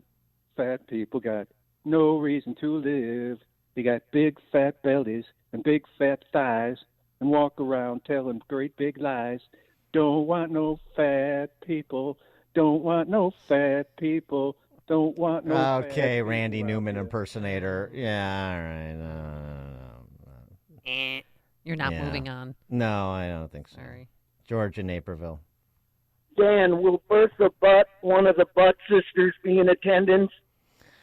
All right, it's sort of devolving. I thought we were having fun, and now it's sort of devolving into tepid third grade humor. At least keep it at the fifth grade level. Well, people are texting in. Dan and Amy, I can't wait for the swimsuit competition. Do you think they'll have one at FatCon? I believe they do have. I mean, I don't know if that's part of the outdoorsies, but I did see. Well, they said. Oh no, J-Bay said fashion show. Oh yeah, so it's a fashion show. Right? Yeah, so not just maybe like lingerie. It'll be like Victoria's Secret, but yeah, but different. Dan and Amy, Chicago's Morning Answer.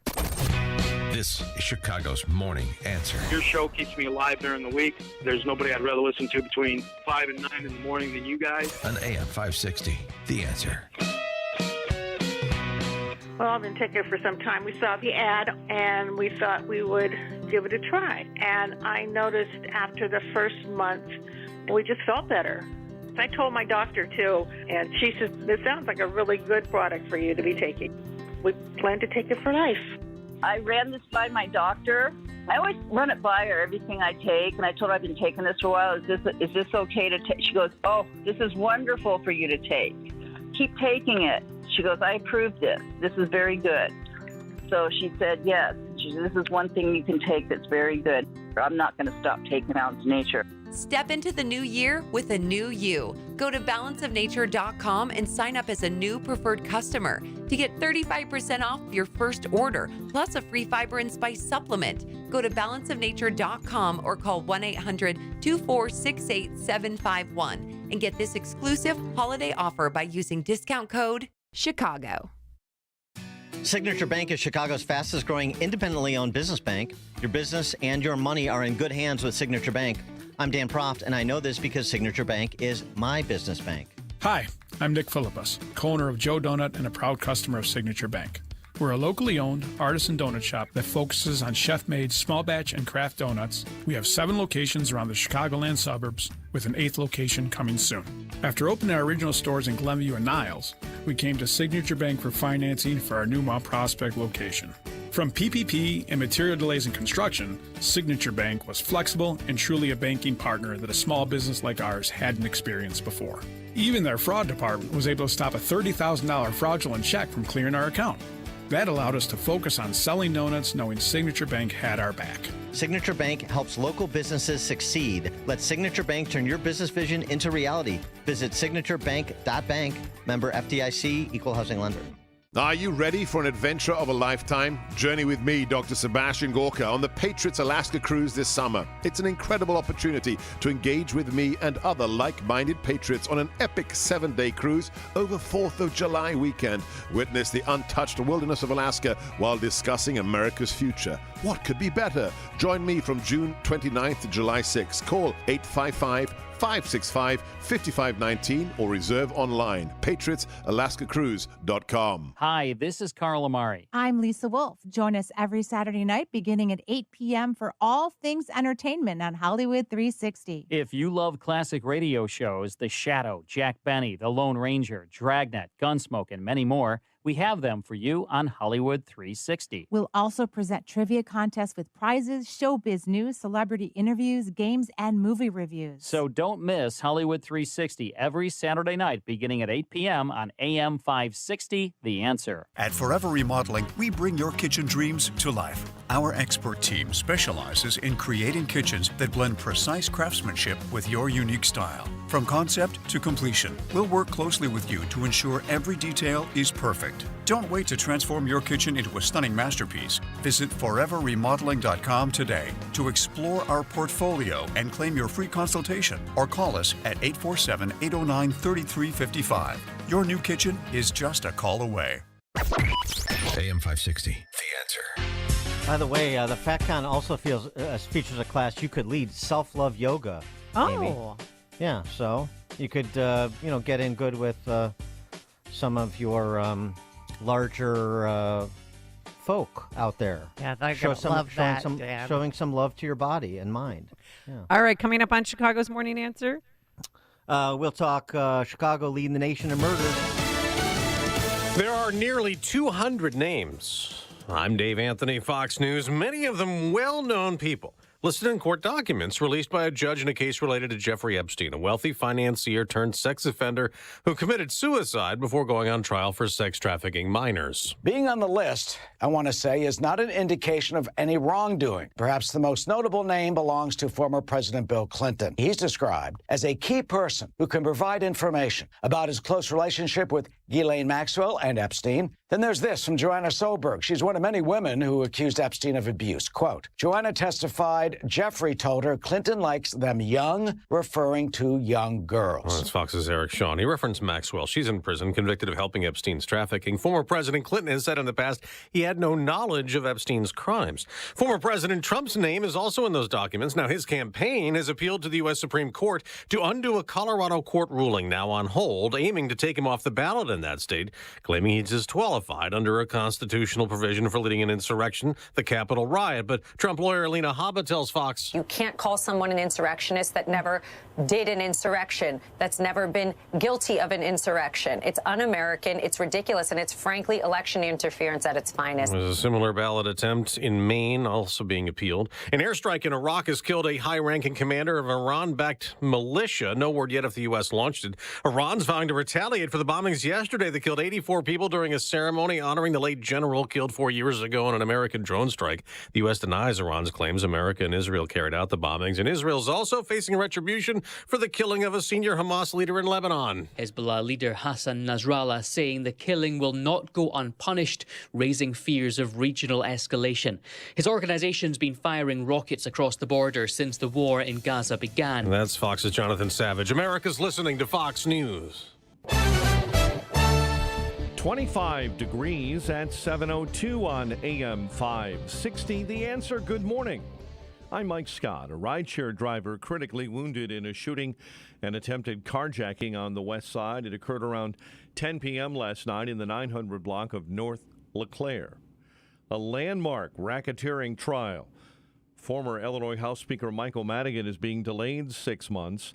Madigan appeared in court yesterday as a judge pushed back that trial to October 8th. The delay granted after the Supreme Court decided to take up a corruption case out of Northwest Indiana.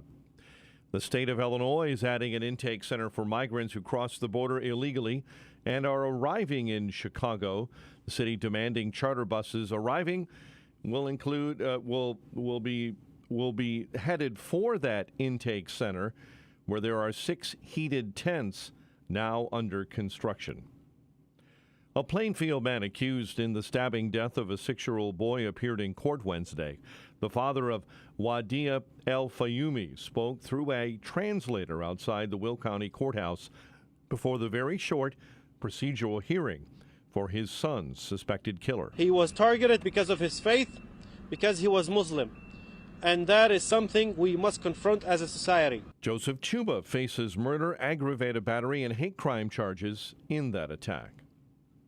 A Waukegan police officer faces charges of misconduct and battery after being accused of throwing a handcuffed person to the ground last month.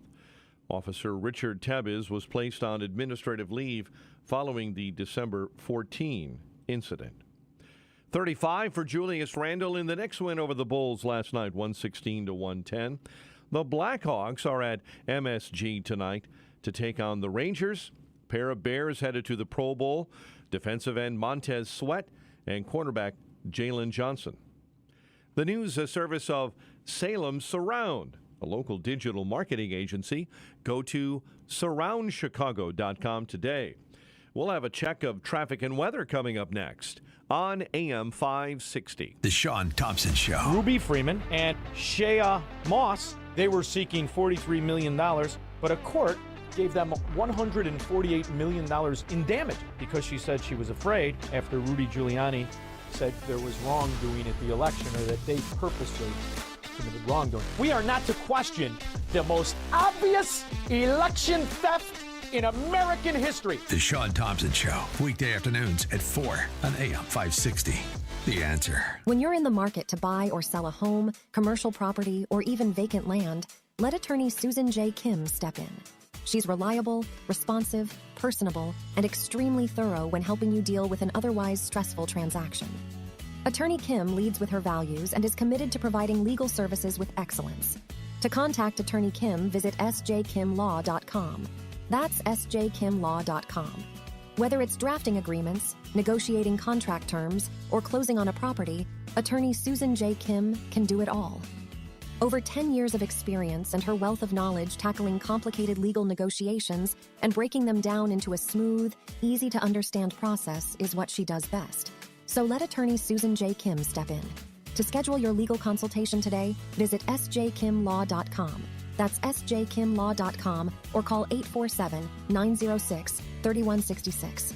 Susan J. Kim Attorney at Law is a state of Illinois licensed real estate attorney.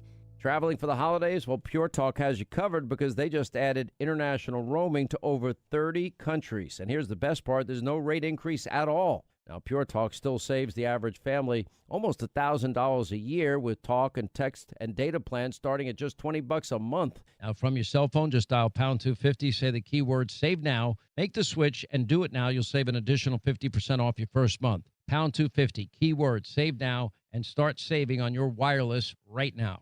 Looking for top-notch personal protection? The Smith & Wesson Equalizer is here to level the playing field. Easy to rack slide, easy to control ergonomic grip. It's designed for you. With a 10, 13, and 15-round magazine included, size up for better control or size down for easier concealment. Don't miss out on the opportunity to upgrade your safety. Visit your local dealer now. To learn more about the Equalizer, visit smith-wesson.com. Smith & Wesson, empowering Americans. All capacity sizes may not be available in your jurisdiction. Be sure to check your local laws and regulations. You can make the decision right now to get lasting relief from that awful joint pain for 2024. Don't go another year compromising because of that pain in your knees or shoulder. Call QC Kinetics now. QC Kinetics is the nation's leader in regenerative non-surgical pain relief. You know, your body has what it needs to restore and repair that damaged joint tissue, and QC Kinetics can make it happen. No drugs, no surgery, no downtime. The future of pain treatment has arrived. Hundreds of board-certified QC Kinetics providers have treated tens of thousands of satisfied patients all over America. People with back pain, hip pain, any pain associated with arthritis or an injury. This is not a Band-Aid. This is a revolutionary treatment that can get you moving again. So get your life back. And listen, it's non-surgical. So if this is the year you decide to fight back against that pain, take the first step now. Call QC Kinetics. Get a free consultation on the calendar today. Call 312-809-5955.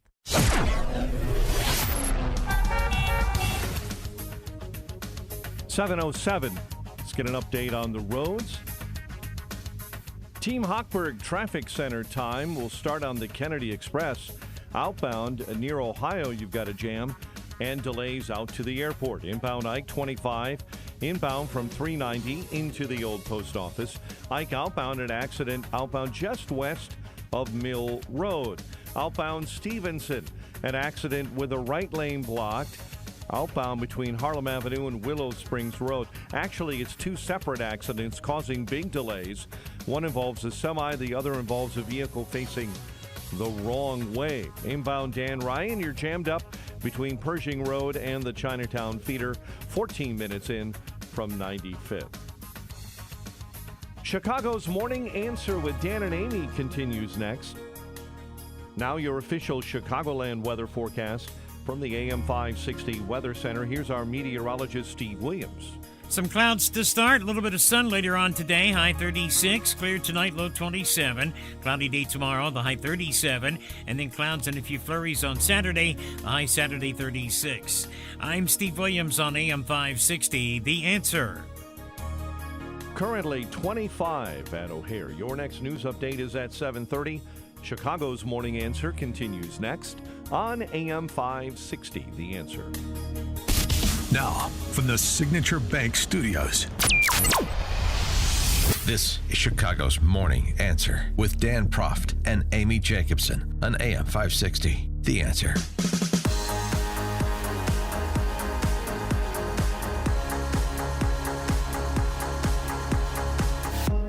Top of the morning, Dan and Amy. Yeah, crime is down in Chicago. Everything's going in the right direction. We just need to stay the course. Things are working out well. That's what we're led to believe from the pronouncements of BLM Brandon and Governor Spalding. Here are the actual numbers. Wirepoints.org had it.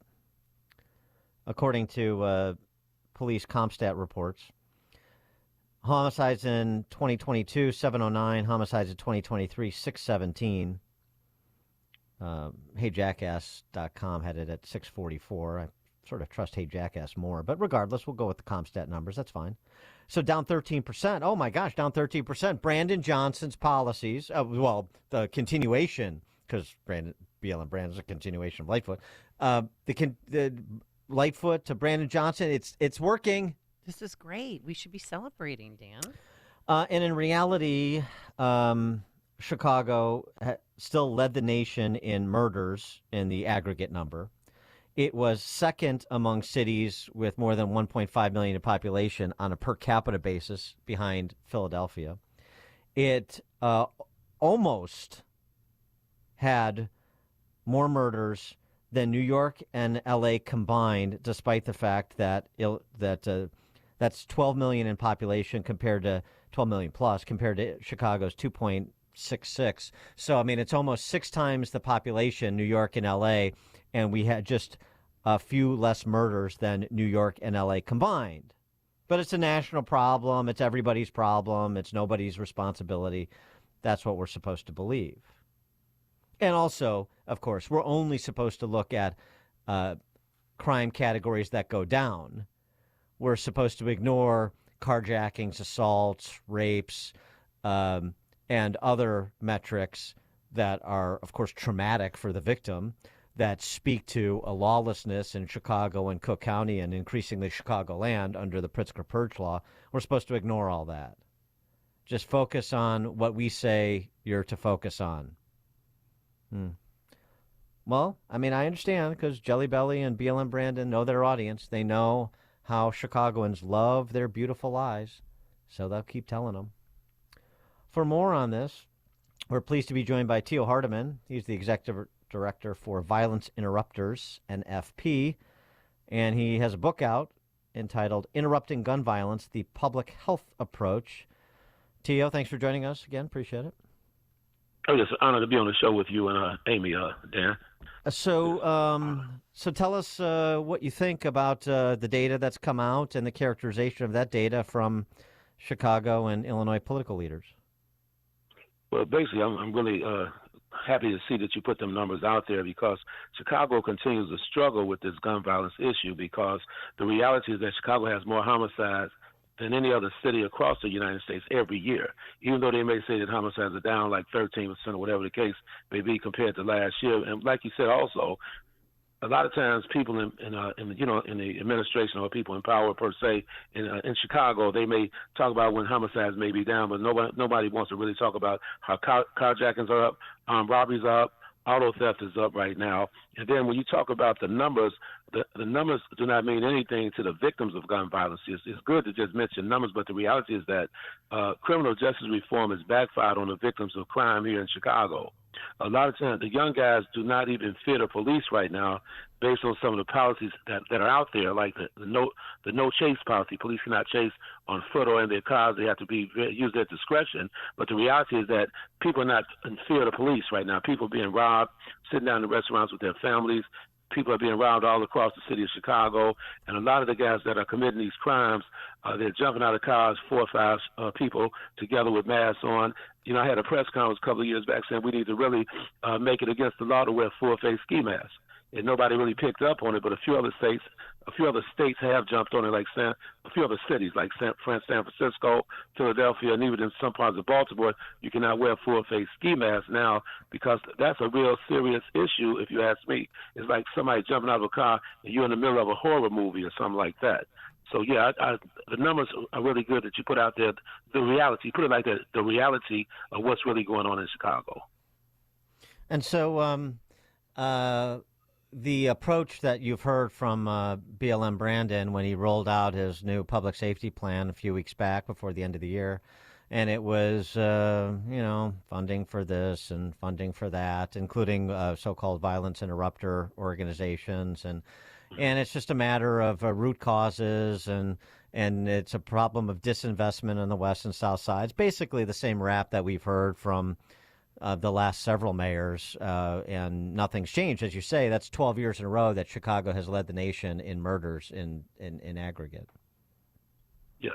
The reality, I just finished my book. It's titled Interrupting Gun Violence, the Public Health Approach, and people can download it, like purchase a copy of the book on Amazon. But the reality is this here. The reason I'm talking about the public health approach, I also cover the crime control model and different theories about reducing gun violence. In New York, you had George Kellens had the broken window theory a few decades ago, and it proved to produce a few results. Then they have a mandatory minimum when it comes down to people being caught with a gun in New York State.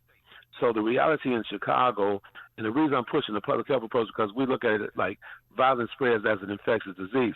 I'm not the type of guy that's going to overlook the fact that law enforcement needs to kick in a stronger way as well. Because when you don't have fear of the police, that means people can do whatever they feel they want to do anytime, anywhere, and to anybody. So the public health approach is all about addressing it as a public health issue and violent crime.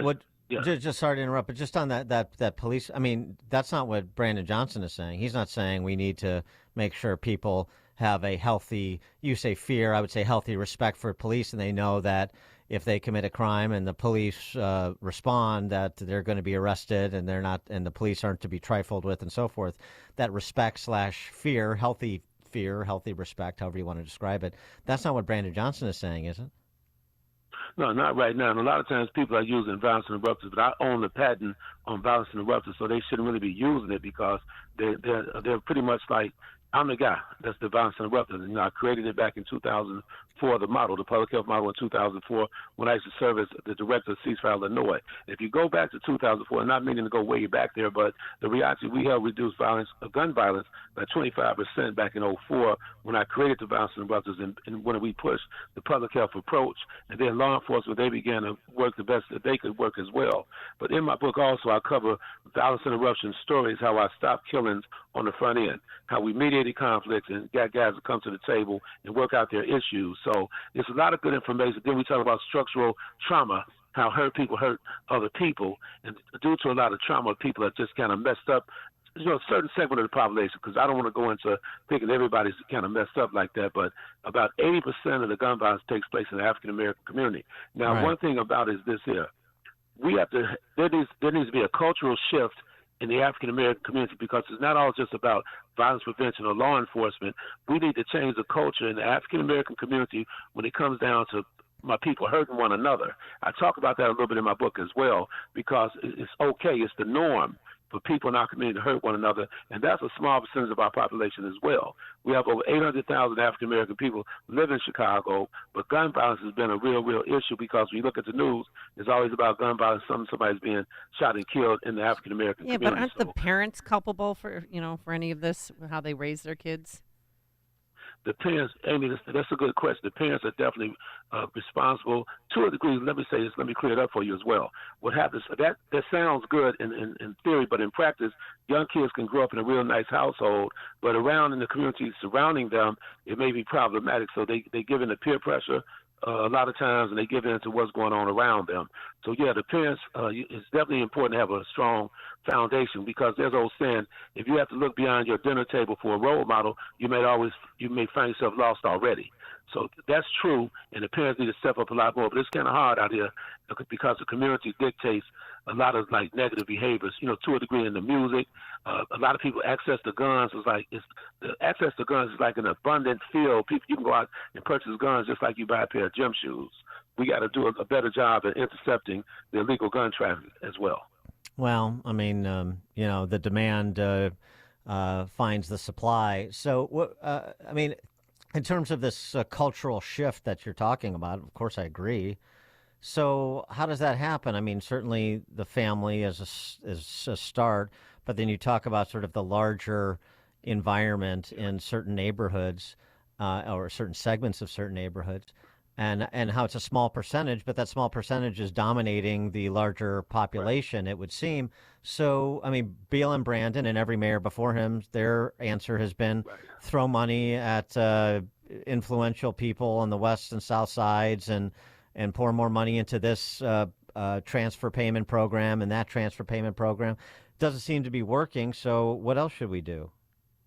Well, I'm glad you brought that up as well, Dan. This is the thing. The reason I'm pushing the cultural shift, because I don't care how much money you pour into this particular problem, the money is not going to work altogether. The reality is the way that a cultural shift takes place. Remember the anti-smoking campaign where people used to be, right before that, people were smoking all over the place inside businesses, everywhere you go. And due to the fact that secondhand smoke could cause cancer, there was a shift. On the public health level, it's a danger. Smoking in public was like a danger to the health of most people. And then so there was a lot of a lot of resources put into the anti-smoking campaign, and as an end result, people don't smoke in public places anymore. That's the bottom line. So, smoking was banned in public places. Unfortunately, banning shooting people in public places doesn't seem to be working because that's banned too. The education thing. I'm just not seeing it, and there's definitely a political overlay to this. I mean, it just there is a lot of excuse making that is offered. All this talk, as we were mentioning, about root causes. Until we get to root causes, we can't do anything. Is essentially the way we're that. not going to be able to get to the root. Well, right. And so what do you do? What do you? I mean, it seems to me it's a short-term, a medium-term, and a long-term conversation. So let's just focus on what we can do in the short term to save lives in the short term. I mean, what would be one or two concrete things you would say could be done tomorrow and should be? Yeah, working with the high-risk individuals, number one. Identifying the young guys that are out there robbing people, shooting people. And I know a lot of times people just lock them and throw the key away. Some of the guys will be locked up. But in the meantime, we have a lot of programs like my Violence and Brothers. We can go out. Like we mediated 40 conflicts last year on the front end where a guy wanted to shoot and kill somebody, and we stepped in the middle and we stopped it. So I need to get more Violence and Brothers out on the street so we can identify them individuals, work with them. Like last year, we worked with 150 young men, high-risk young men that had a history of violence, and about 90% of them did pretty good in my program. 10% of them relapsed. But the thing is, that's just laws of average there. We re-enrolled them guys back into school, and some of the young women, we secured employment for some of the individuals as well, and we help them change the way they think about responding to confrontation and all that kind of stuff there. So it's a level of resource, but right before the resource is about working with their minds. And I appreciate that proactivity, and and to the extent that what you're doing could be scaled. I mean, I'm sure, of course, if it produces results, then scale it. But something else too, system-wide. I mean, we can't have this conversation without talking about the criminal justice system. So what kind of Cook County State's Attorney should we have? What is your view on Pritzker's no cash bail law, of course, supported by Brandon Johnson and Kim Foxx? I mean, is that helping things or not? And do we need to make sure that people who present a threat to the community and have demonstrated as such are held over pending trial, that they receive sentences commensurate with the damage they've done to other human beings? I mean, give me a riff on the criminal justice system as part of this cultural shift in attitude. Well, I've said this time and time again. Criminal justice reform has kind of backfired on the victims of gun violence here in Chicago. The no cash bails, you have to understand a lot of the liberal people, let me just put it out there, are responsible for pushing that narrative of a no cash bail. Now, I understand that if a person is really poor, they cannot afford to pay their bond or whatever the case may be. If you're locked up for like a non-violent crime, but if you're locked up for armed robbery, you get arrested rather for armed robbery or attempted murder, whatever the case may be, you should have to sit there until a decision is made. If you're innocent until proven guilty, I got that. But just because and then a lot of guys that have, for example, let me say this. There's a story out there in the universe where a guy was locked up for attempted murder. He was released. And when he was released, he went out and killed the person he was attempting to murder. Mm-hmm. So there's data to back up what I'm talking about. And when you're placing people on electronic, how many stories out there where people have been placed on electronic monitoring and all that kind of stuff like that, and they still go out and they commit more crimes? There was 30. There was 30 last year. 30 examples so far last year, and resulting in 24 deaths and 4 injuries, and it's every year. CWB Chicago's done a good job of documenting that. To your point, they're preventable deaths. So Kim Foxx is gone. I mean, the Tony Preckwinkle's next guy up is Clayton Harris, which ostensibly would be more of the same because, of course, Tony supports all the stuff that we're talking about as problematic. So, is that a stand that the black community can make in response to more of the same, a different Cook County State's Attorney with a different attitude to demonstrate a shift in cultural viewpoint?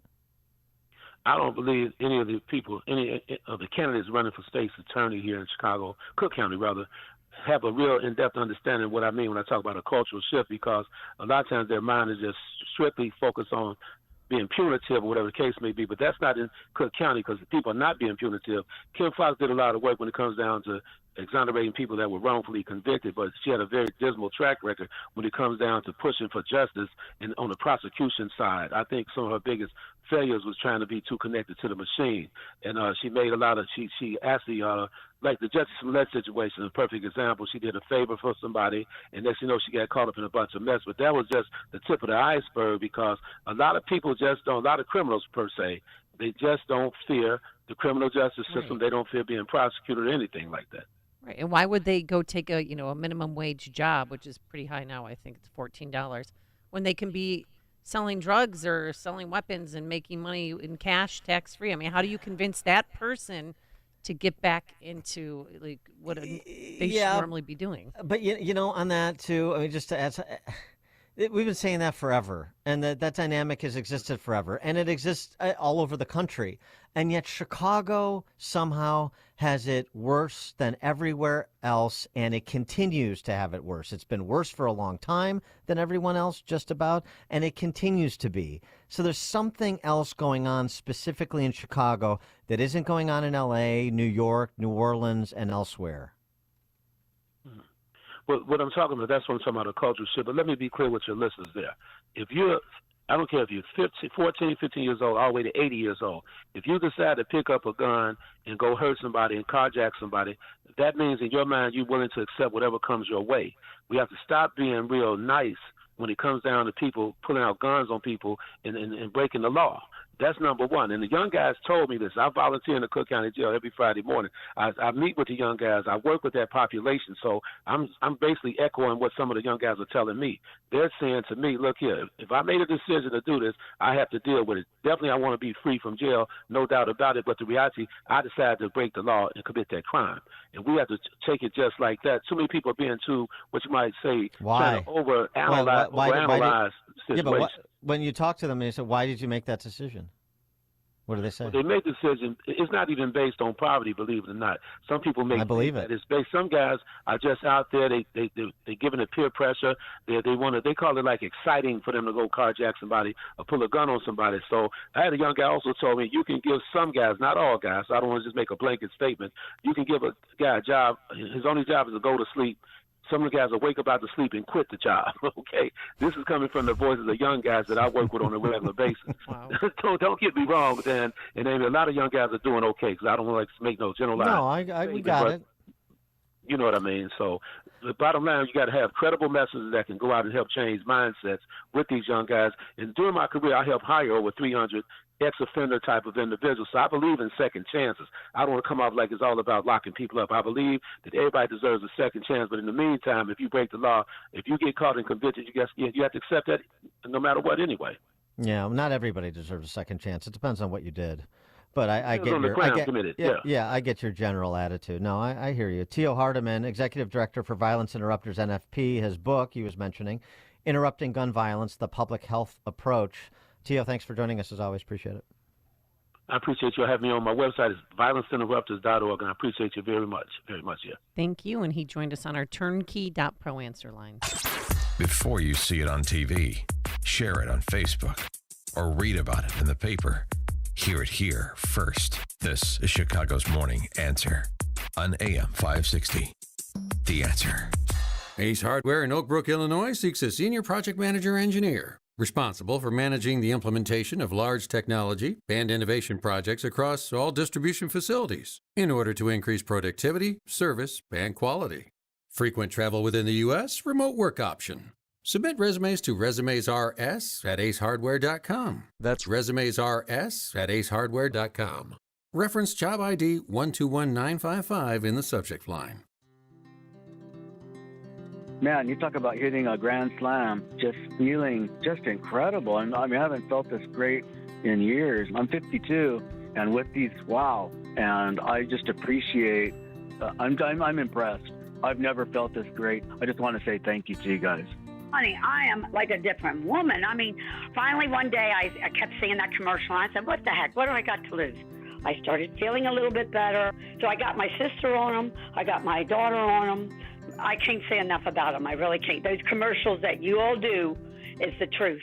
Step into the new year with a new you. Go to balanceofnature.com and sign up as a new preferred customer to get 35% off your first order, plus a free fiber and spice supplement. Go to balanceofnature.com or call 1-800-246-8751 and get this exclusive holiday offer by using discount code Chicago. AM 560, The Answer. All right, coming up on Chicago's Morning Answer. We'll take your calls in response to what Tio Hardiman had to say. 312-642-5600, turnkey.pro answer line, and review a new study on the criminal justice system writ large. That's 737. But now we swing into the newsroom, the best in the business. Here's Mike Scott. At 7:31, we have 26 degrees this morning, and the Department of Justice says it will sue the state of Texas over a new law that allows the prosecution and deportation of migrants entering the U.S. from Mexico. Fox's Bill Malugin reports from Eagle Pass, Texas, as the GOP continues their border investigation. America is at a breaking point with record levels of illegal immigration. House Speaker Mike Johnson and a delegation of around 60 House Republicans in Eagle Pass, Texas, to highlight what they say is the Biden administration's dereliction of duty at the southern border. The delegation got a briefing from Texas DPS and a taste of what happens in Eagle Pass every single day. A group of men from Venezuela tried to cross illegally right in front of the House Republicans. They were repelled by razor wire deployed by the state of Texas. Razor wire the Biden administration wants to get rid of and is fighting Texas in federal court over. The White House says Republicans are the ones getting in the way of the president's border plan by withholding aid for Ukraine. Rescue workers are braving cold to save people trapped under collapsed buildings in western Japan after a deadly earthquake. More soldiers have been ordered to bolster the rescue operation. So far, 84 have been found dead. Ford is recalling more than 112,000 pickup trucks over concerns of rollaways. A letter from the National Highway Traffic Safety Administration says the recall for F-150s is in effect. A rideshare driver was critically wounded in a shooting and attempted carjacking on the west side, just after dropping off a passenger last night. It occurred around 10 p.m. in the 900 block of North LeClaire. A Plainfield man accused in the stabbing death of a 6-year-old boy appeared in court Wednesday. The father of Wadia El Fayumi spoke through a translator outside the Will County Courthouse before the short procedural hearing for his son's suspected killer. He was targeted because of his faith, because he was Muslim. And that is something we must confront as a society. State prosecutors say the case against Joseph Chuba will be delayed as they're waiting for the Will County State's Attorney to wrap up its investigation so documents can be shared. The family of a former Providence Catholic high school student has filed a lawsuit claiming their son was bullied and sexually harassed by his former hockey teammates at the New Lenox school. Family's attorney claims the harassment was so bad the teen tried to take his own life. The lawsuit is asking for more than $1 million. 35 points for Julius Randle in the Knicks win over the Bulls at MSG, 116-110. The Blackhawks are in New York to take on the Rangers tonight. Notre Dame in college hoops goes down in heartbreaking fashion. A last-second loss to North Carolina State, 54-52. Bradley beat Valparaiso, and Loyola snuck past the Billikens of St. Louis. The news, a service of Dan and Amy 24/7. Around the clock, all day, every day. Listen now, danandamy247.com. A check of traffic and weather is on the way next on AM 560. It's a new year, and that usually means a clean slate. But looking to the future, this country faces many challenges. Oh yeah, there's that thing called an election this year. But don't worry, we'll be here to give you fresh, intelligent ideas to meet the challenges of the future. plus election coverage you can count on. Here's to an insightful and memorable 2024. AM 560, The Answer.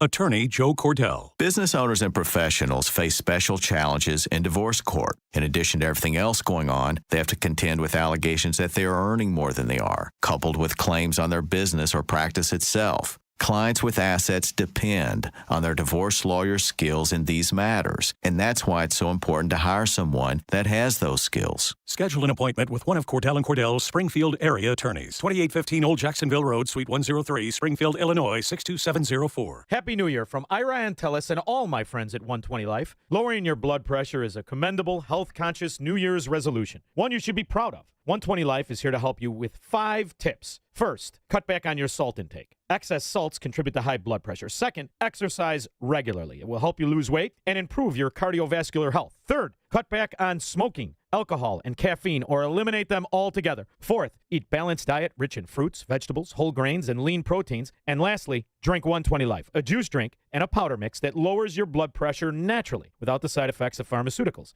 I'm drinking it. I love it. It works like a charm. And for those with diabetes, the powdered mix has just 1 gram of sugar. It's an important New Year's resolution. Give these tips in 120 Life a try. Order at 120life.com. That's 120life.com. Use coupon code NEWYEAR at checkout to save 20%. That's coupon code NEWYEAR. Order today and save 20% with coupon code NEWYEAR. Don't wait. This offer ends January 31st. Freedom and liberty are important to all of us in Illinois, from Rockford to Carbondale, from Quincy to Decatur.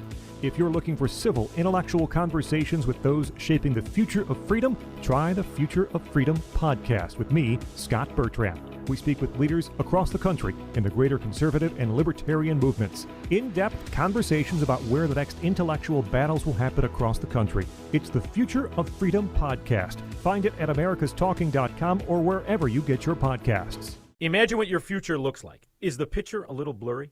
Hey, it's Sean Thompson here for Alpha Wealth Group. When we look ahead, we're visualizing where we want to be, and for retirement, that can be hard without a written financial plan. Tom Fortino of Alpha Wealth Group can help you bring your retirement picture into focus. For decades, Tom has been crafting customized financial strategies. His goal is to help you protect your savings, grow your wealth, and create an income strategy you cannot outlive.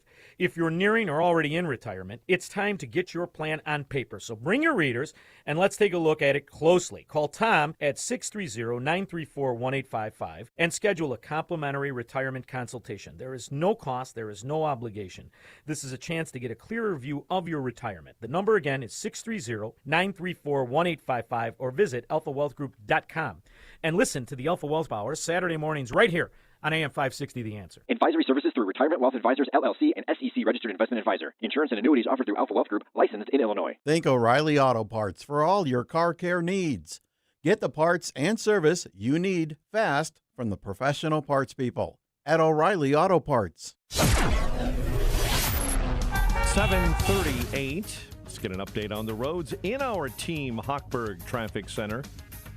Edens and Kennedy are off and on time this morning. The Ike has been a trouble spot, especially on the outbound side, where it's 20 minutes from the old post office out to Manheim. Stevenson at 30 minutes, 3:55 into DuSable Lakeshore Drive. The outbound side all jammed up between Harlem and Willow Springs Road. 2 separate accidents were causing those delays. They've been shoved off to the shoulder or cleared up by now, and your delays are out to the tri-state. Chicago's Morning Answer with Dan and Amy continues next. AM 560 Weather Center forecast. Clouds give way to some sun and a high of 36. Mainly clear and 27 overnight. Cloudy and 37 tomorrow. Partly cloudy and 25 at O'Hare. 28 in Aurora. And 32 along Chicago's lakefront. Your next news update is at 8. Chicago's Morning Answer continues next on AM 560 The Answer. Now, from the Signature Bank Studios, this is Chicago's Morning Answer with Dan Proft and Amy Jacobson. Only the biggest stories, only the biggest guests, and only the biggest opinions. This is AM 560 The Answer. Top of the morning, Dan and Amy.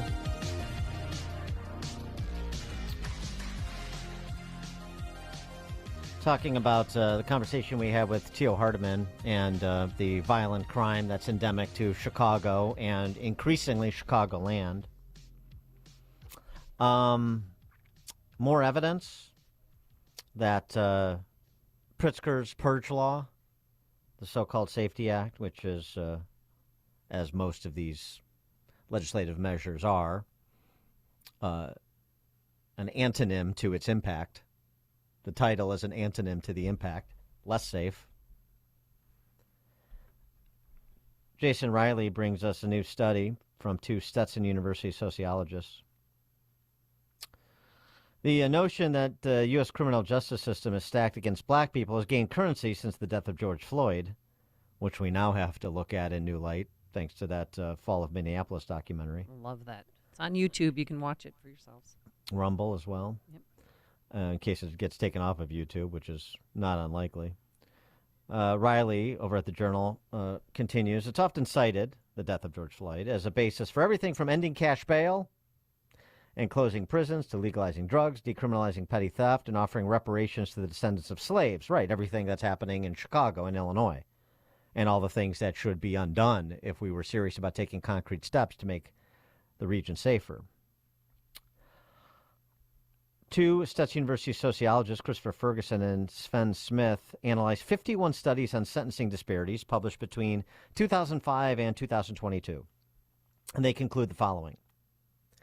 Overrepresentation among perpetrators of crime explains incarceration disparities to a greater degree than does racism in the criminal justice system. In other words, writes Riley, blacks are incarcerated at higher rates than other groups because they commit crimes at higher rates, not due to systemic bias.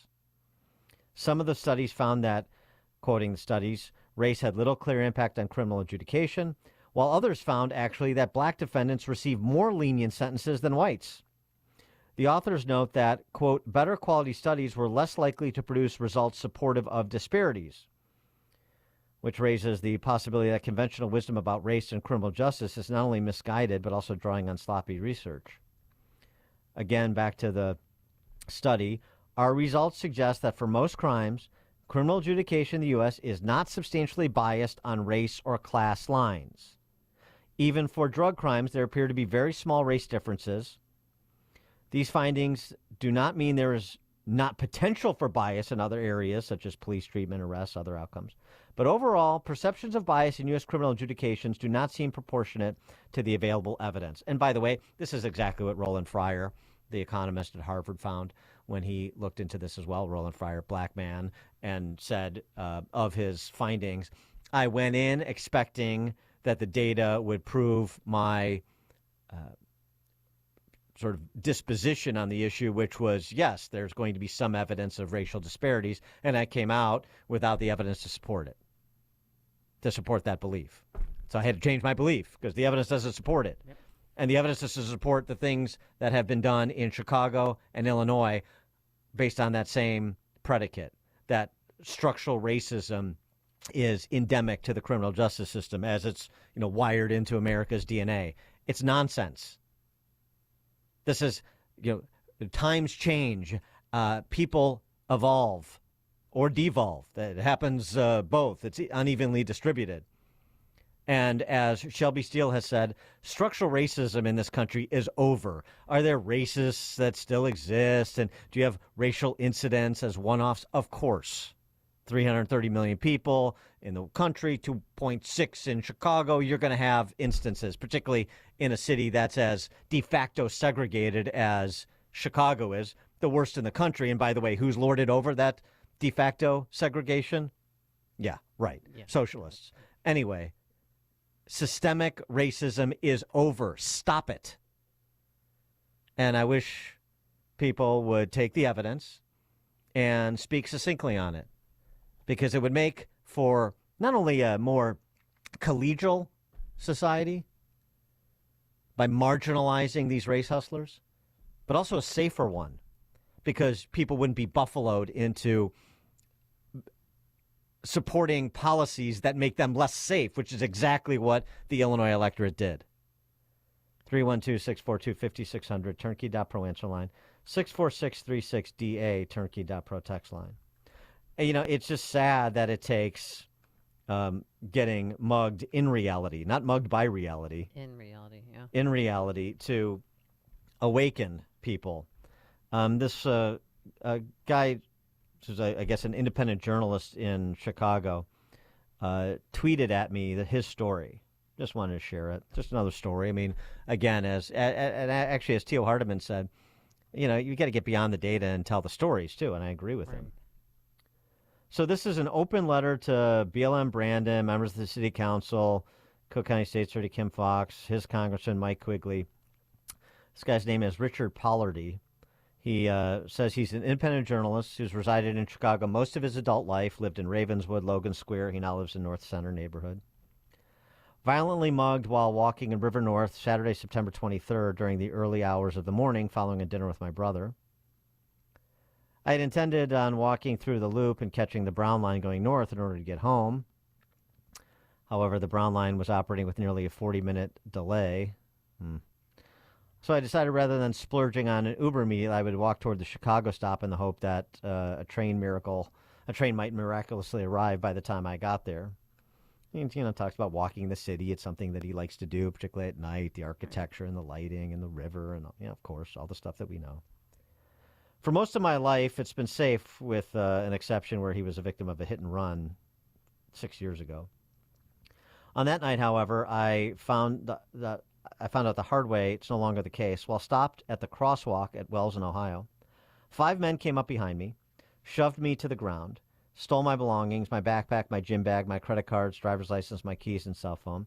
They rifled my pockets, nearly tearing my shorts off. I sustained abrasions in all my limbs and on the back of my head and a sprained left arm. Thankfully, a kind young man stopped and called the police. I wish I remembered his name. He did not have to stop, and he did. I'm enormously grateful. He waited with me until they arrived. By my estimation, it took at least 15 minutes. Though I did not have my phone, it may have taken as long as 30. That's what I recall. The man who waited with me telling police. He goes on to say, I'm profoundly aware I was actually quite lucky in this situation. Others who've had similar encounters have been stabbed, shot, beaten. Some have even sustained life-altering injuries or died. They come from all walks of life, all age groups, all ethnicities. Some are students, some are parents, some are well-off. Others come from economically disadvantaged backgrounds. Some live here, others are visitors. All of us have a right to walk safely home at night without fear of having our belongings taken or being physically injured. I found myself hesitating to write about this experience. I do not subscribe to a victim mentality. I value resilience and fortitude. I was assaulted when I was in college because I was homosexual, and regretfully I declined to pursue charges. I just want to get on with my education and my adolescent indulgences.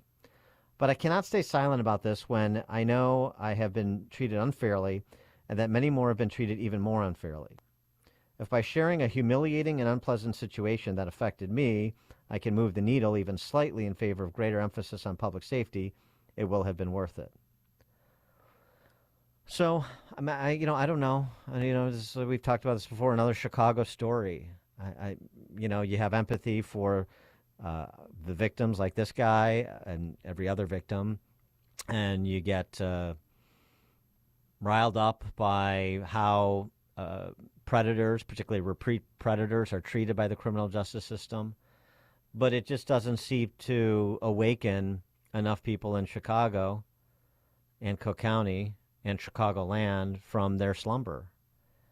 But I'm not sure what else to do other than tell the stories and maybe connect people to other people, and you start to build some sort of momentum for a paradigm shift, and that starts at the ballot box. But, you heard our conversation with Theo Hardiman about the Cook County State's Attorney's race. And I like Bob Fioretti, but, who's running as a Republican.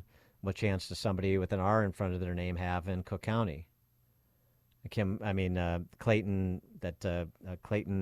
William, what was his name? No, the Preckwinkle pick. Or this judge. This is all more of the same.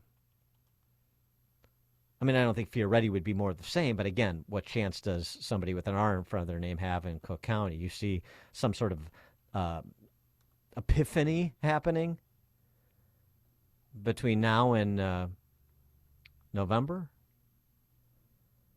I don't know. I don't know what The to only tell you on candidate this. I like is Bob Fioretti. Well, yeah. Because I mean, the other two Law are and Order. Clayton Yeah. Harris III. Clayton Harris. That's it. Yeah. Yeah. Mhm. Yeah. Handpicked by that should be a warning sign. I mean, they need to have like counseling groups for people who've been victimized in Chicago. They just do, because the story that you read could be read over by my neighbor who was attacked, and you just know it's not if, it's when it's going to happen to you. Well, but again, and then the reaction is what? The reaction to the Scream ad I did last year during the campaign is for the victim to be upset with me,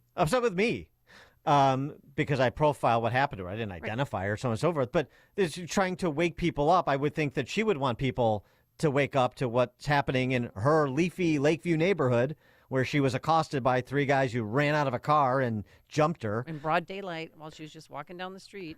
So instead of being mad at the guys that did that to her, she was mad at you, which I found very...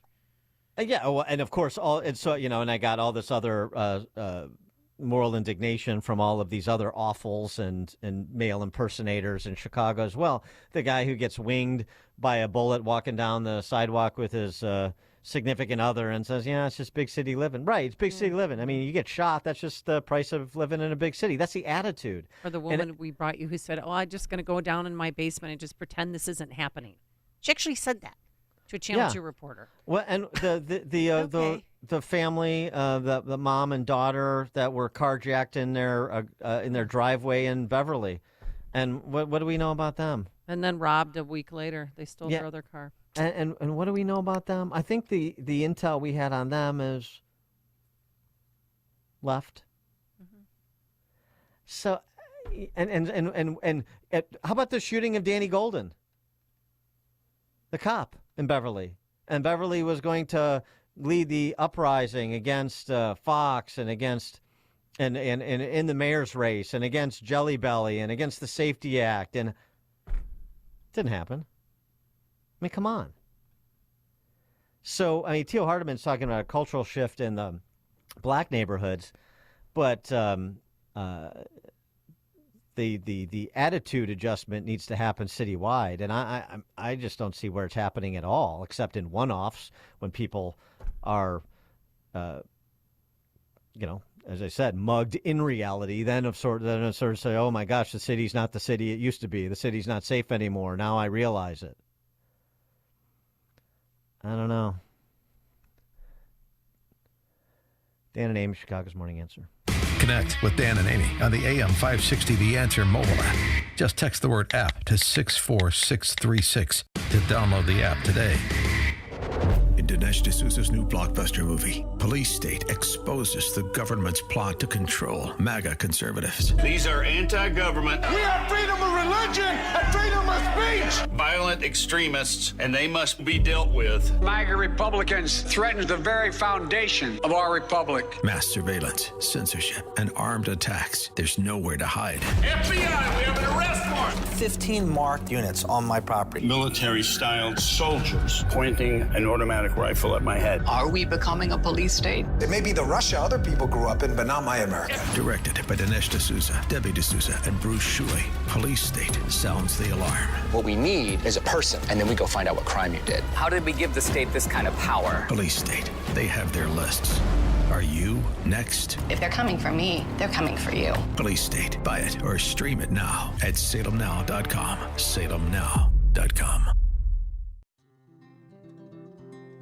Man, you talk about hitting a grand slam, just feeling just incredible. And I mean, I haven't felt this great in years. I'm 52, and with these, wow. And I just appreciate, I'm impressed. I've never felt this great. I just want to say thank you to you guys. Honey, I am like a different woman. I mean, finally one day I kept seeing that commercial, and I said, what the heck? What do I got to lose? I started feeling a little bit better. So I got my sister on them. I got my daughter on them. I can't say enough about them. I really can't. Those commercials that you all do is the truth. Step into the new year with a new you. Go to balanceofnature.com and sign up as a new preferred customer to to get 35% off your first order, plus a free Fiber and Spice supplement. Go to balanceofnature.com or call 1-800-246-8751 and get this exclusive holiday offer by using discount code Prager.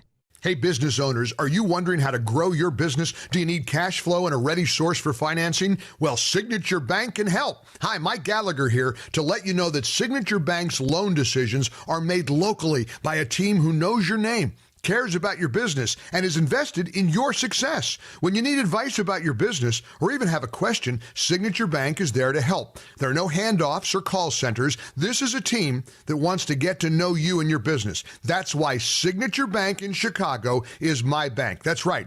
I'm a customer. When I call, someone picks up the phone on the other end. And with Signature Bank, I can securely bank anywhere, anytime. Reach out to my friends at Signature Bank. Call 773-467-5630. That's 773-467-5630. Or visit them online at signaturebank.bank. Signaturebank.bank. Your business could be Signature Bank's next success story. Member FDIC, Equal Housing Lender. Do relationships today seem harder than ever? In the world of IT management and infrastructure, what if you had a business partner that thinks like you, is easy to work with, and just seems to get it? MS Consulting Services has been doing this for 25 years. But don't listen to us, listen to some actual customers. This is Bruno. I work for a medical software company. Being in this field, trust is very important. MS Consulting has been my trusted partner for almost 20 years. They are experienced, dependable, and honest. They do not try to oversell. They truly want to help and are willing to go out of their way to prove it. Hi, my name's Gary. MS Consulting Services was laser focused on understanding the needs of our business. It was a priority to them to understand the needs of our customers. They're not just helpful, they really are experts at what they do. So if you want a relationship like this, call John at 1-800-MIT-0404. You'll be glad you did. Amy Jacobson here on behalf of all of us here at AM 560 The Answer. I wanted to take just a minute to say thank you to each and every one of you who's participated in our annual Food for the Poor campaign over the past month. Because of your generosity, we've raised nearly $200,000 to provide food for an entire year for over 4,700 children in Latin America and the Caribbean. We especially want to thank the many business benefactors who supported this campaign. This year, when you hear their commercials airing on this station, please support their businesses as a way of thanking them for their generosity. And just because the Christmas season is over, that doesn't mean that the need has gone away. You can still make a tax-deductible gift of any amount to Food for the Poor by visiting 560theanswer.com/foodforthepoor. That's 560theanswer.com/foodforthepoor. And on behalf of all of us here at AM 560 The Answer and at Food for the Poor, thanks again for your generosity. Imagine what your future looks like. Is the picture a little blurry? Hey, it's Sean Thompson here for Alpha Wealth Group. When we look ahead, we're visualizing where we want to be, and for retirement, that can be hard without a written financial plan. Tom Fortino of Alpha Wealth Group can help you bring your retirement picture into focus. For decades, Tom has been crafting customized financial strategies. His goal is to help you protect your savings, grow your wealth, and create an income strategy you cannot outlive. If you're nearing or already in retirement, it's time to get your plan on paper. So bring your readers and let's take a look at it closely. Call Tom at 630-934-1855 and schedule a complimentary retirement consultation. There is no cost. There is no obligation.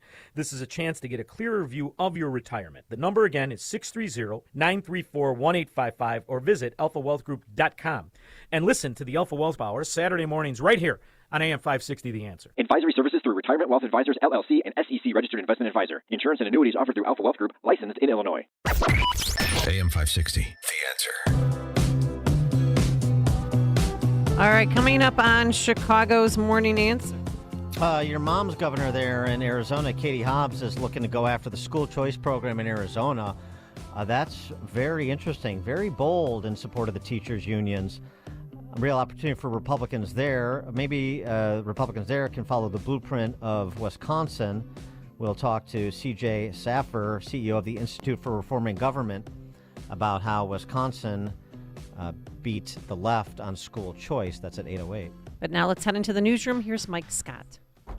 Another intake center for migrants. WIND Chicago News Time is 8 o'clock. The U.S. retaliates again in the Middle East. I'm Dave Anthony, Fox News, taking out another Iran-backed militia leader. The airstrike targeted the logistics HQ of an Iran-backed security force in the Iraqi capital, Baghdad. Groups linked to Iran have been blamed for well over 100 attempted attacks on U.S. forces in the past 3 months. The strike killed 2 people, including a high-ranking commander. That's Fox's Jonathan Savage. Iran is warning it'll retaliate for yesterday's bombings that killed 84 people during a ceremony honoring the late general the U.S. took out in a drone strike 4 years ago. In these bombings, State Department spokesman Matthew Miller says the United States was not involved in any way, and any suggestion to the contrary is ridiculous. He also says Israel was not involved. There are newly unsealed court documents related to Jeffrey Epstein, who committed suicide before his trial on sex trafficking minors. They contain nearly 200 names that had been previously redacted in a 2015 lawsuit filed by Epstein accuser Virginia Giuffre. The documents largely mention big names that had already been known, including former Presidents Bill Clinton and Donald Trump, as well as Britain's Prince Andrew and late former New Mexico Governor Bill Richardson. Many of those listed have not been accused of wrongdoing. Fox's Tanya J. Powers. House Republicans keep demanding border policy changes after a record surge of illegal immigration. This administration has let in 8 million people. That's 1 million people more than the entire state of Indiana that I represent. It's catastrophic, unsustainable. Congresswoman Erin Houchin was among the dozens of lawmakers who visited the border in Eagle Pass, Texas yesterday. She just told Fox. We saw 20-something males, single adult males, military-aged males, cross the river, go through the barbed wire, and show up for processing. President Biden has said he needs more money to protect the border, but he calls some of the GOP policy demands extreme. America's listening to Fox News. 26 degrees, partly to mostly cloudy at 8:02 on AM 560. The Answer. Good morning. I'm Mike Scott. A rideshare driver was critically wounded in a shooting and attempted carjacking on the west side just after dropping off a passenger late on Wednesday night. The shooting occurred around 10 in the 900 block of North LeClaire. The landmark racketeering trial of former Illinois House Democrat and Speaker Michael Madigan is being delayed 6 months. The delay granted after the U.S. Supreme Court decided to take up a corruption case out of Northwest Indiana. The state of Illinois adding an intake center for migrants who cross the border illegally arriving here in Chicago. The intake center will be located where the city is demanding charter buses arrive and will include heated tents and is now under construction. Meantime, work also continues at taxpayer expense on a 220-person migrant shelter in the Little Village neighborhood. That shelter is scheduled to open later this month. Waukegan police officer facing charges of misconduct and battery after being accused of throwing a handcuffed person to the ground last month. Officer Richard Tabiz was placed on administrative leave following the December 14th incident. And Governor Pritzker is appointing Heidi Mueller as the next director of the Illinois Department of Children and Family Services. Her appointment is pending Senate approval. State Representative Charlie Meyer says it's like replacing failure with failure. You're putting one person in there who's used to running an agency of maybe 300 kids and asking them to run a dysfunctional agency of 17,000. Mueller will replace Mark Smith, who was to retire December 31st, but will stay on for the rest of this month. Smith has been in his position since 2019 and has been held in contempt of court several times for issues regarding the placement of children. The news, a service of the daily podcast of Chicago's Morning Answer and the Sean Thompson Show. Subscribe free to the daily podcast at 560theanswer.com/podcast. AM 560 news time is 8:04. Time for the AM 560 Business Beat, a service of Signature Bank. Visit signaturebank.bank for all your commercial banking needs. Now the latest from the Fox Business Network. I'm Elizabeth McDonald, and this is the Fox Business Report. There's another merger in the energy business. Houston-based APA Corporation has an agreement to buy Callon Petroleum, an independent oil and natural gas company with operations focused in West Texas. Novo Nordisk shares are higher. The developer of weight loss drugs Ozempic and Wegovy has a new research agreement with Omega Therapeutics to develop new treatments to manage obesity. You're paying less for eggs than a year ago. That resulted in lower earnings for egg producer Cal-Maine Foods, though CEO Sherman Miller says total volumes were up slightly over a year ago. Anagram, a company that supplied Party City with metallic balloons, has emerged from bankruptcy. The business was sold to the company's bondholders, and it was able to renew its contract with Party City. That's your Fox Business Report. I'm Ginny Cosola, invested in you. Dennis Prager sees a major divide. A former president and the leading contender for the nomination for president of one of the two parties could not be on the ballot in the state of Colorado. This is a dividing line that is unbridgeable. It was a despicable, America-crushing decision by tyrants.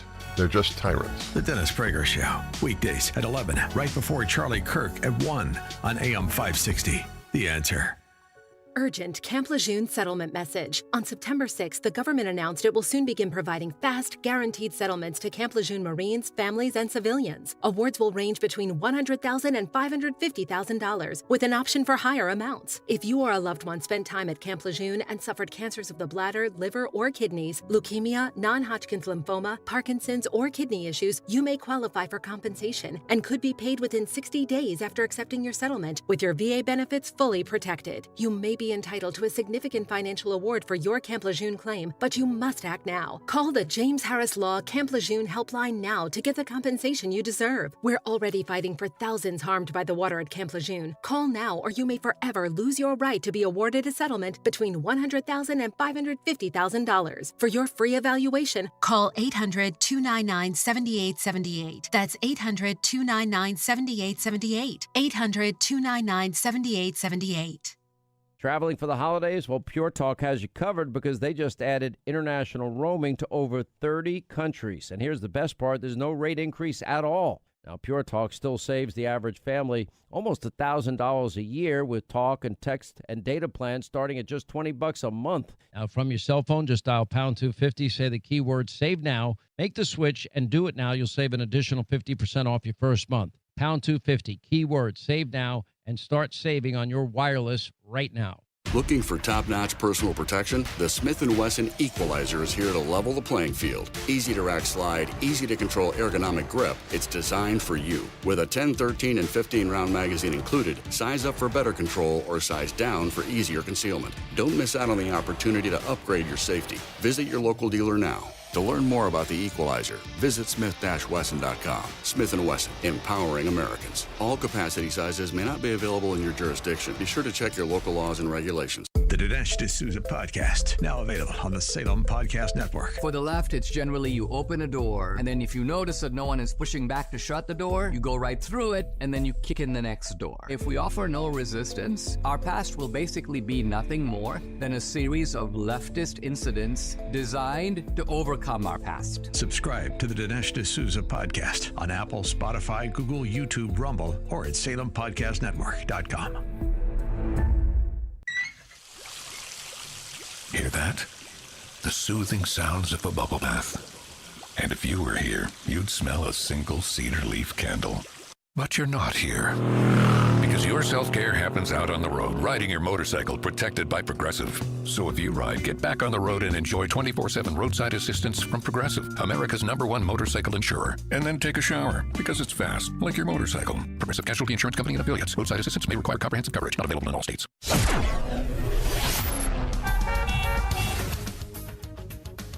8:09.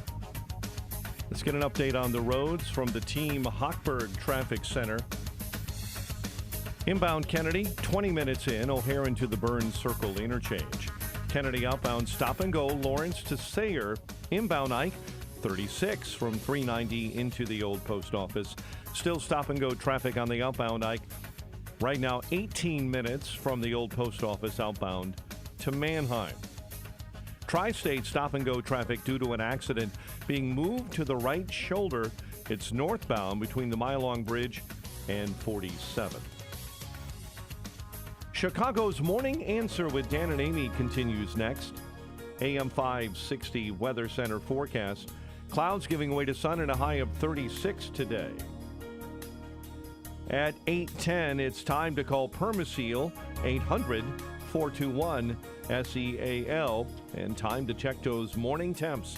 25 at O'Hare, 31 at Midway, 28 in Aurora, 30 in Joliet, and 32 along Chicago's lakefront. Your next news update, 8:30. Chicago's Morning Answer continues next on AM 560, The Answer. Now, from the Signature Bank Studios. This is Chicago's Morning Answer with Dan Proft and Amy Jacobson on AM 560, The Answer.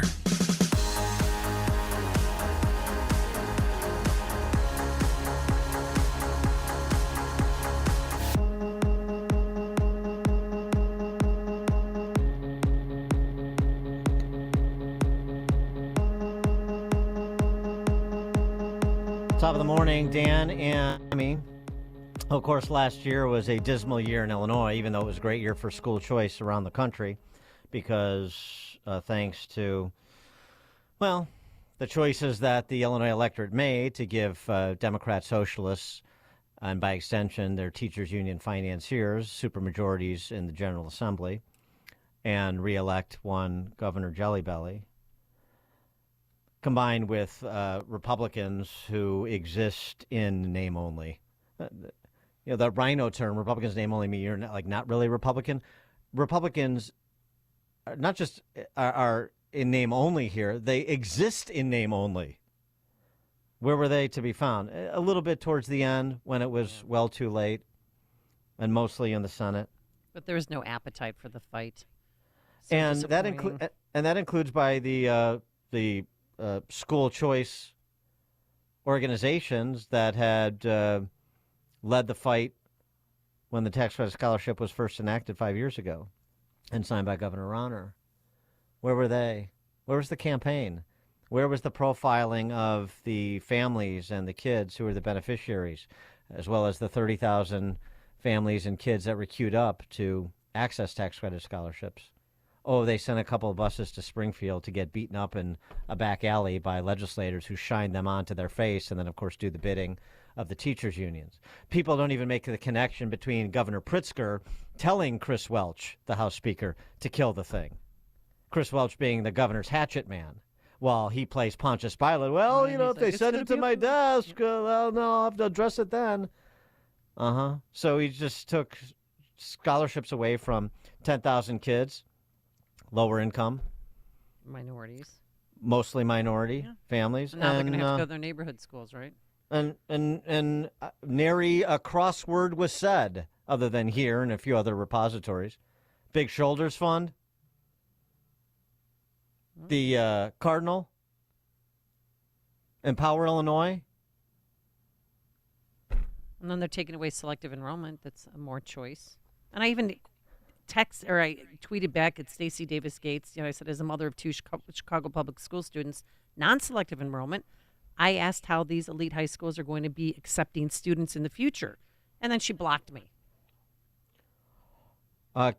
Katie Hobbs is making plans to do something similar, although I think in Arizona she's going to have a lot tougher time. She's putting her political career on the line the way that Jelly Belly didn't have to here because, of course, there's no alternative party. In Arizona, there is, and it's popular, the school choice program.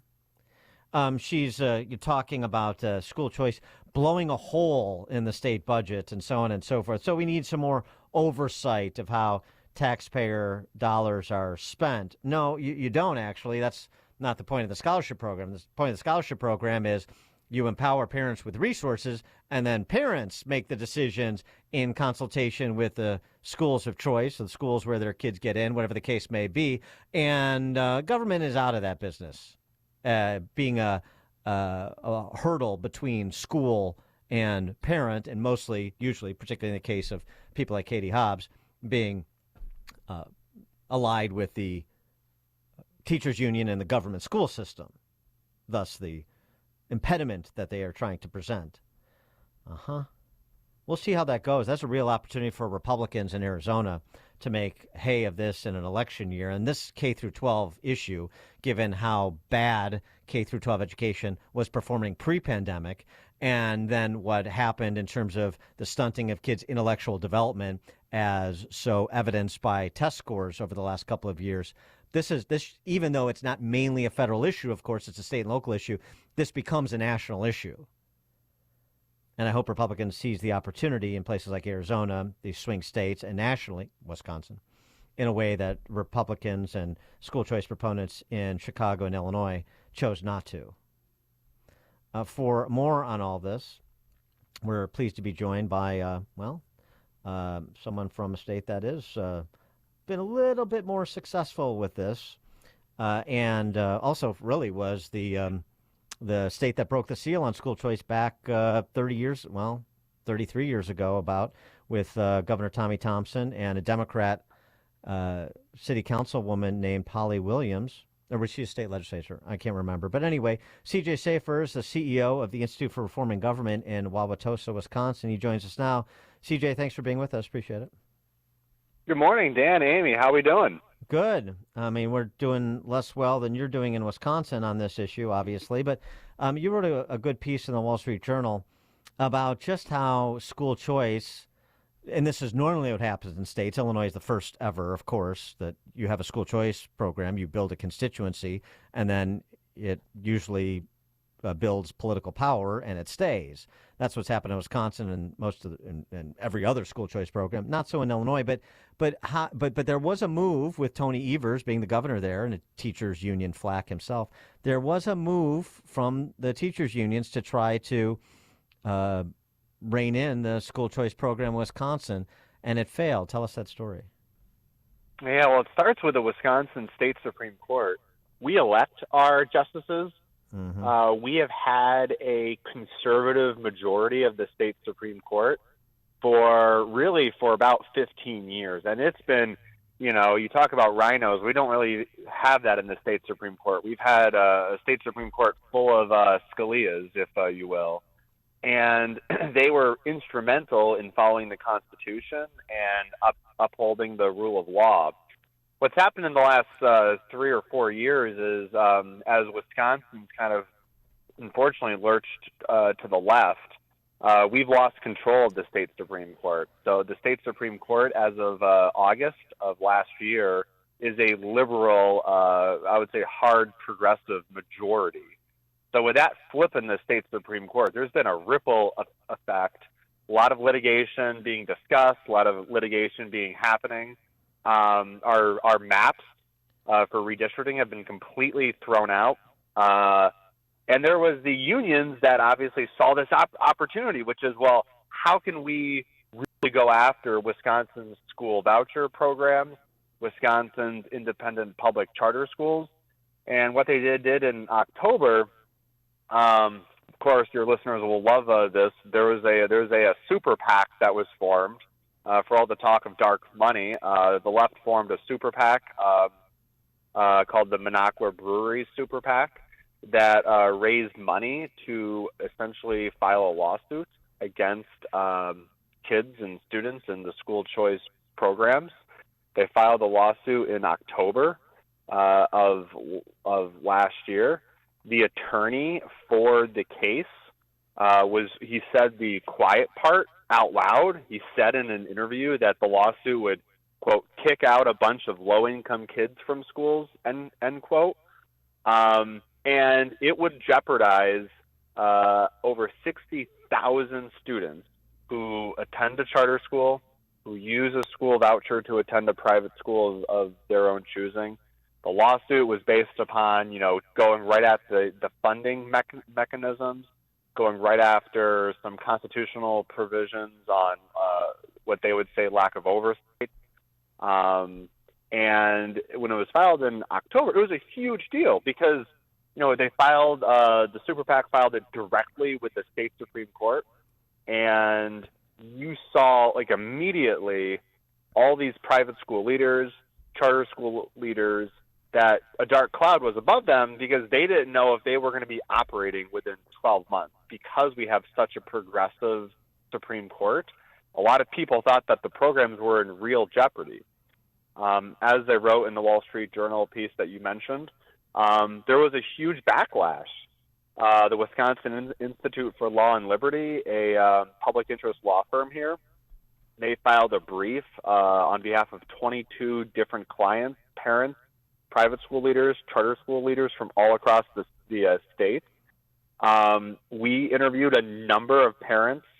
Charlene Roberts is a woman that we spoke to. She attends college here in Wisconsin.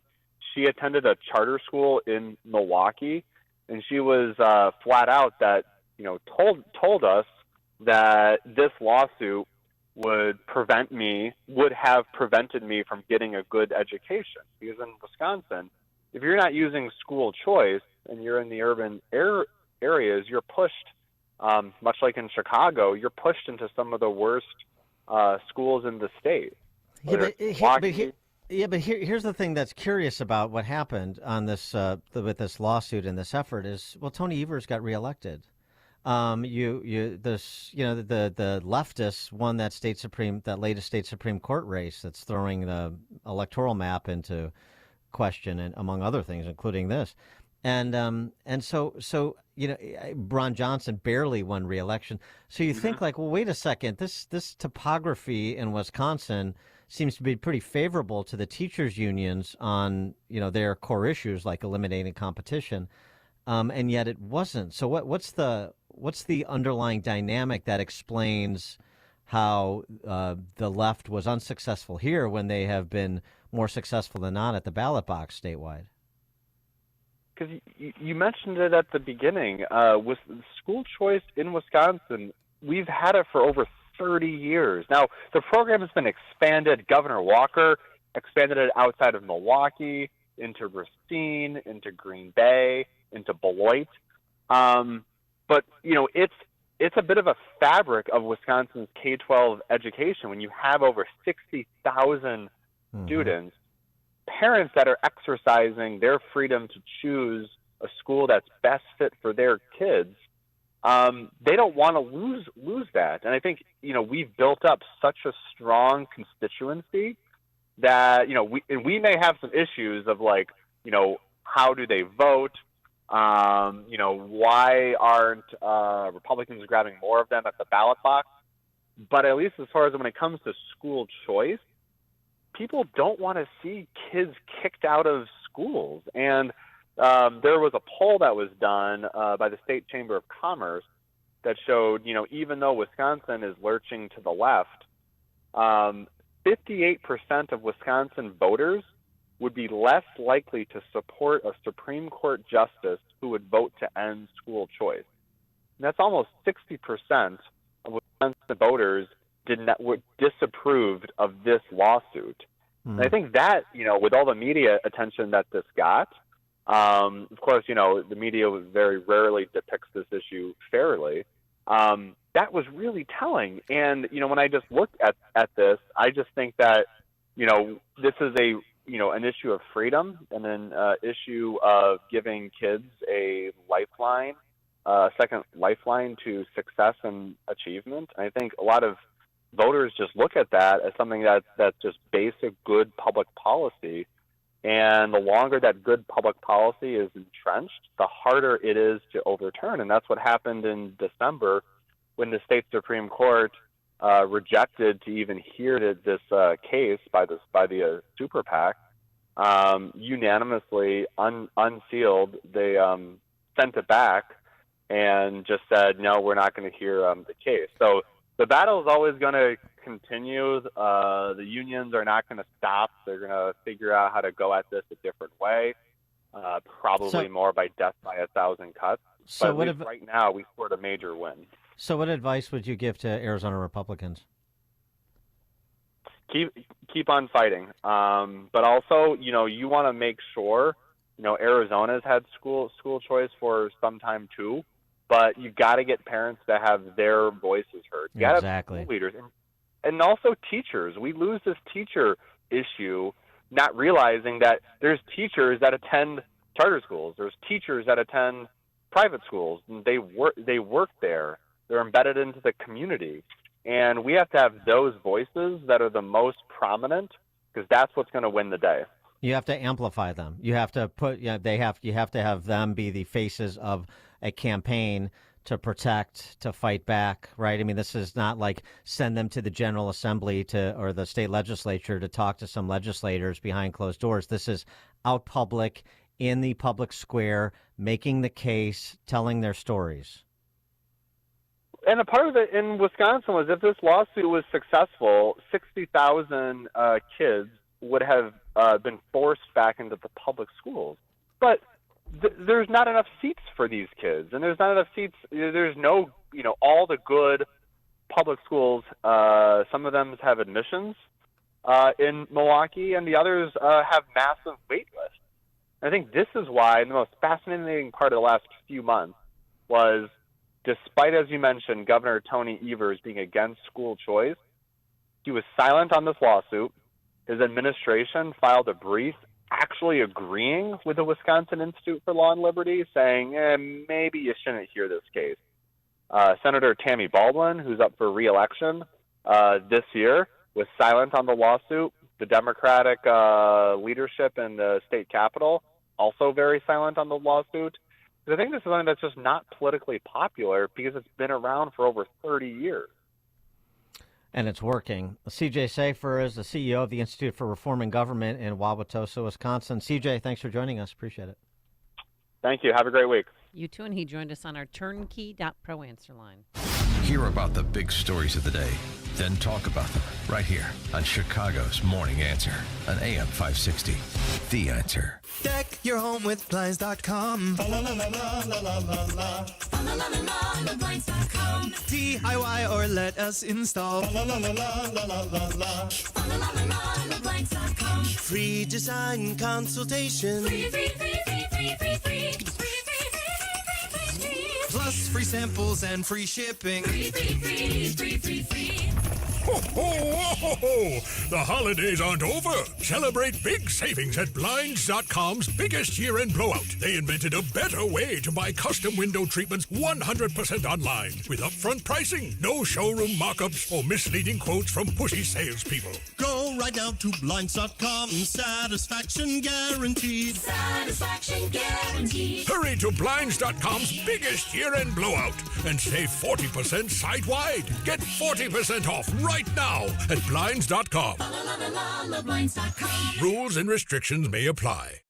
All right, on behalf of all of us here at AM 560 The Answer, we want to take just a minute to say thank you to each and every one of you who participated in our annual Food for the Poor campaign over the past month. Because of your generosity, we raised nearly $200,000 to provide much-needed food for an entire year.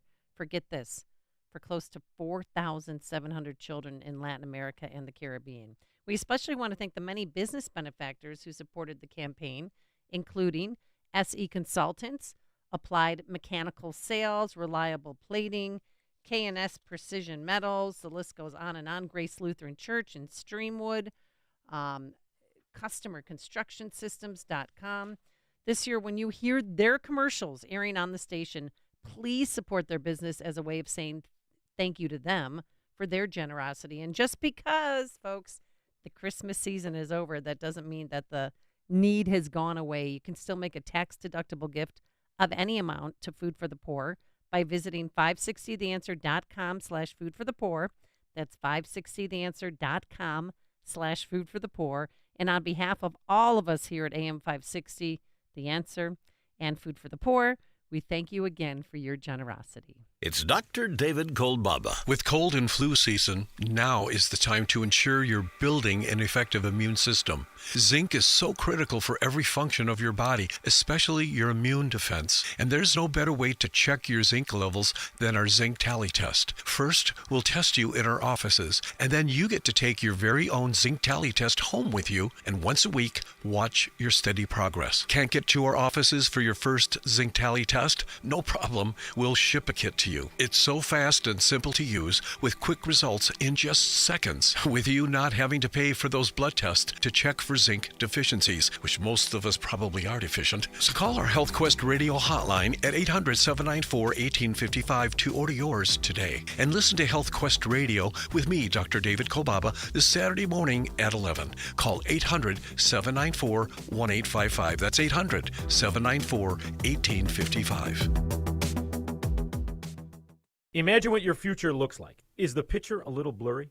Hey, it's Sean Thompson here for Alpha Wealth Group. When we look ahead, we're visualizing where we want to be, and for retirement, that can be hard without a written financial plan. Tom Fortino of Alpha Wealth Group can help you bring your retirement picture into focus. For decades, Tom has been crafting customized financial strategies. His goal is to help you protect your savings, grow your wealth, and create an income strategy you cannot outlive. If you're nearing or already in retirement, it's time to get your plan on paper. So bring your readers and let's take a look at it closely. Call Tom at 630-934-1855 and schedule a complimentary retirement consultation. There is no cost, there is no obligation. This is a chance to get a clearer view of your retirement. The number again is 630-934-1855 or visit alphawealthgroup.com.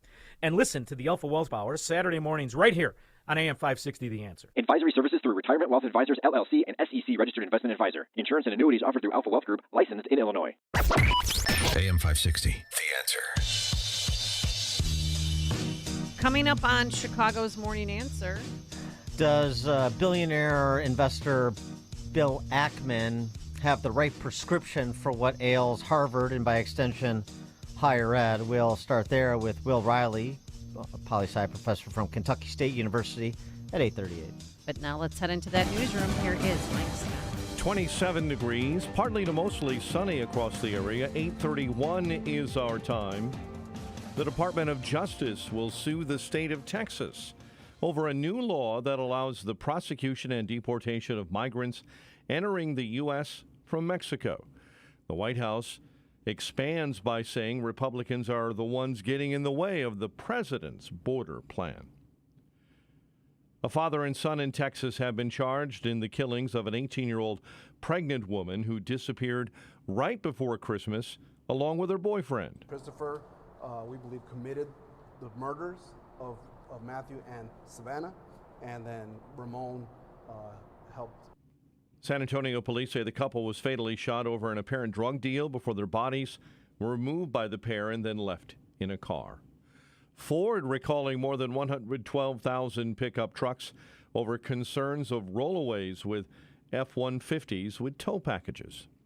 A rideshare driver critically wounded in a shooting and attempted carjacking on the west side.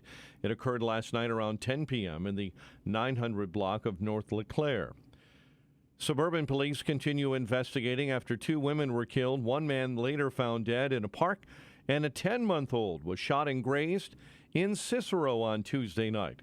Cicero Police Superintendent Thomas Boyle. As the investigation continued, we were able to identify a suspect, Rafael Vega, and we were able to determine that he had a relationship with the 19-year-old female victim, Maisha Newby. According to Boyle, officers showed up at the chaotic scene late Tuesday night. 14 were found at the scene, a mixture of men, women, and a child. The 10-month-old was later transferred to Comer Children's Hospital for more advanced care after being put in the care of a grandmother who said the child was fine.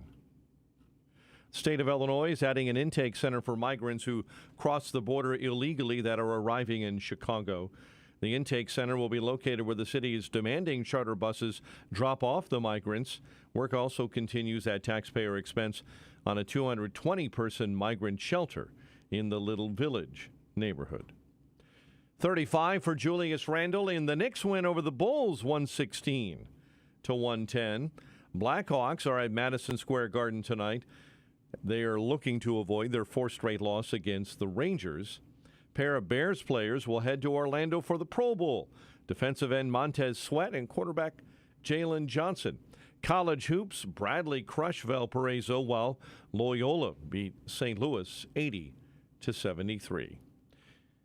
8:34 is our time. We'll have a check of traffic and weather on the way next on AM 560. Dr. Sebastian Gorka knows where the hate is coming from. Despite the fringe elements, the institution, whether it's the president of Harvard or whether it's, the Democrats walking down with the LGBT for Hamas, the institutionalized Jew hatred is coming almost exclusively from the left in the West. America First with Dr. Sebastian Gorka. Afternoons at 3, right before Sean Thompson at 4 on AM 560. The Answer. My brother was here with his wife, and I said, listen, take the rest of these 2 bottles. And my brother's like, well, and I said, no, there's nothing to think about. Just get it, order it, get it on auto ship. And in the first couple months, you may not thank me and go, I don't feel anything. But I said, but about that 3rd month, it starts kicking in. I mean, I'm singing, I'm doing dishes. I love it. Absolutely love, love, love it. Step into the new year with a new you. Start your journey to better health by going to balanceofnature.com and signing up as a new preferred customer to get 35% off your first order, plus a free fiber and spice supplement with free shipping and our money-back guarantee. Go to balanceofnature.com or call 1-800-246-8751 and get this exclusive holiday offer by using discount code CHICAGO. Are you paying too much for term life insurance? There is a tremendous price war in the term life industry. Rates have dropped dramatically in the past few years. For example, a man age 45, non-smoker, $1 million of coverage, $75 per month, level rate for 10 years. Or a man age 50, non-smoker can obtain $500,000 of coverage for a monthly premium of $110, level rate for 20 years. That's right, guaranteed level rate for 20 years. If you're a smoker, we have great rates for you as well. At Term Busters, we specialize in policies of $500,000 and above. If you're looking for new or replacement term life insurance, call today for a quote at 800-275-8525. You're probably paying more than you should. Call 800-275-8525. Remember, 800-275-8525. Sample rate quotes based on preferred non-smoker underwriting exam required to qualify. That number for Term Busters is 800-275-8525. 800-275-8525. As a local business owner, you get called every week by marketing companies. We get it. We have hundreds of satisfied customers. Here's what a satisfied client recently said. Open enrollment is going great. We're hitting record numbers. Thank you so much for this report. It really is amazing to see how the marketing is really shaping our enrollment around the city. If you're a local business and ready for the next step, visit surroundchicago.com right now. Our experts are ready to help you take your marketing to the next level. Visit surroundchicago.com today.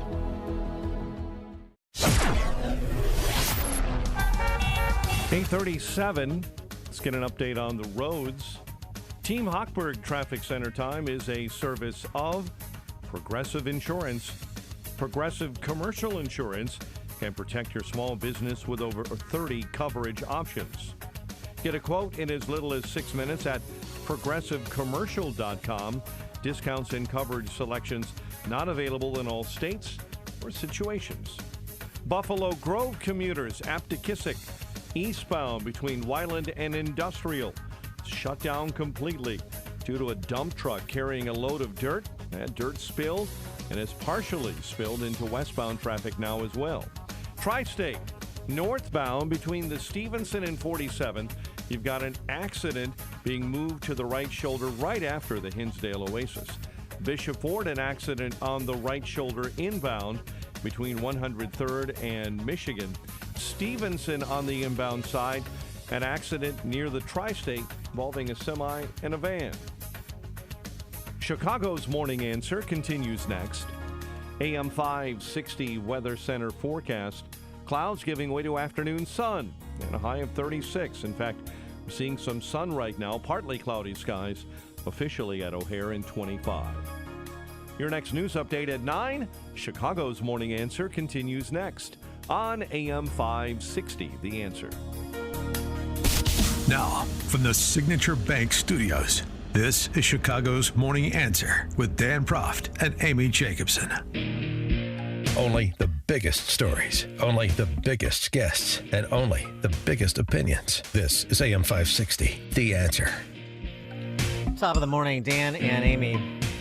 So a lot of attention is being paid to Bill Ackman, who's a Harvard alum and a billionaire investor, CEO of his capital firm Pershing Square.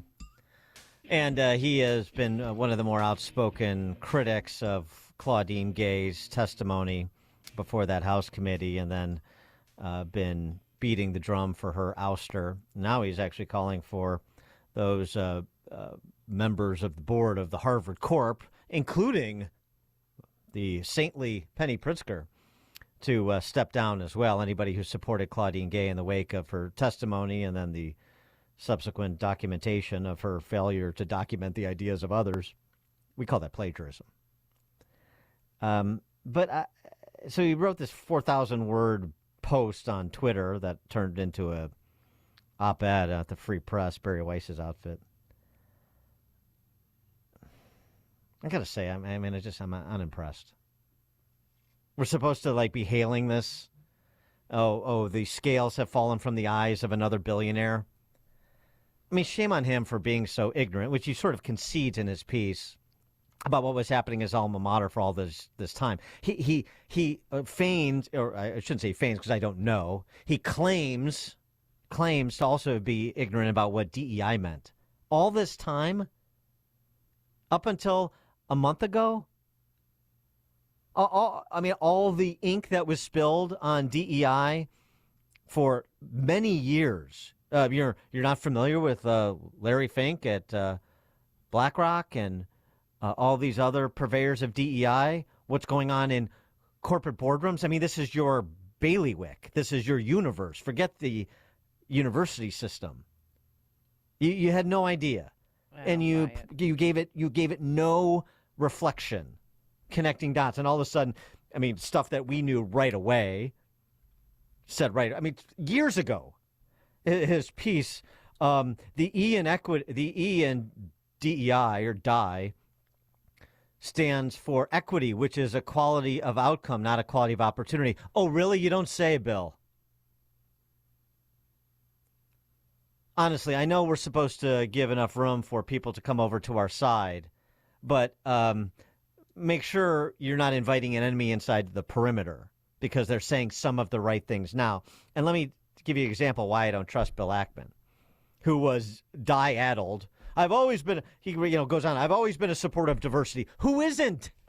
If you're for equality of opportunity, you're a supporter of diversity. Diversity doesn't need a state sponsor. It occurs naturally. People with different races and religions have different talents and abilities, and they will find their way if you allow them to, rather than have central planners select the percentage to be here and to be there. I'm a supporter of diversity. I've done the same at Pershing Square when we completed one of the largest IPOs ever with the substantive assistance of a number of minority-owned, women-owned, and veteran-owned investment banks. And I work with small banks. I work with minority-owned banks and their bond offering. I don't care.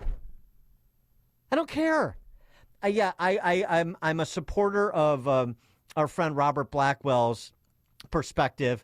Make a point of trying to do business with black entrepreneurs and other entrepreneurs to bring them into the universe of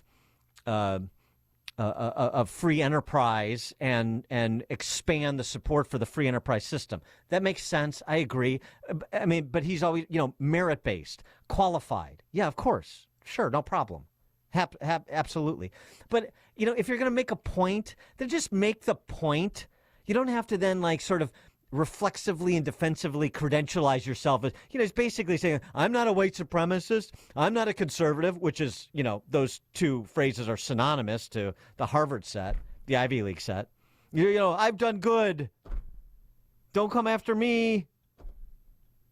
I find it all rather insulting, to be honest, while, sort of conservatives, at least free enterprise conservatives like Barry Weiss and others are trying to platform this and celebrate it because this is what we're supposed to do. It's like what we're supposed to do anytime Bill Maher says something that is not completely from the cultural Marxist playbook. When he dares to criticize some Democrat hack who's doing their party and their movement harm, then Bill, did you see what Bill Maher said? Who cares what Bill Maher said? What, do you think he's on our side now? He's part of the movement. He's a merit over equity guy. Come on.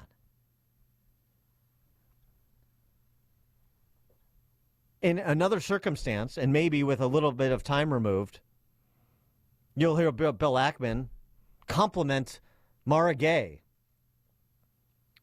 Why? Because she's also a product of the system. I'm talking about the Ivy League, and she has status as a member of the New York Times editorial board.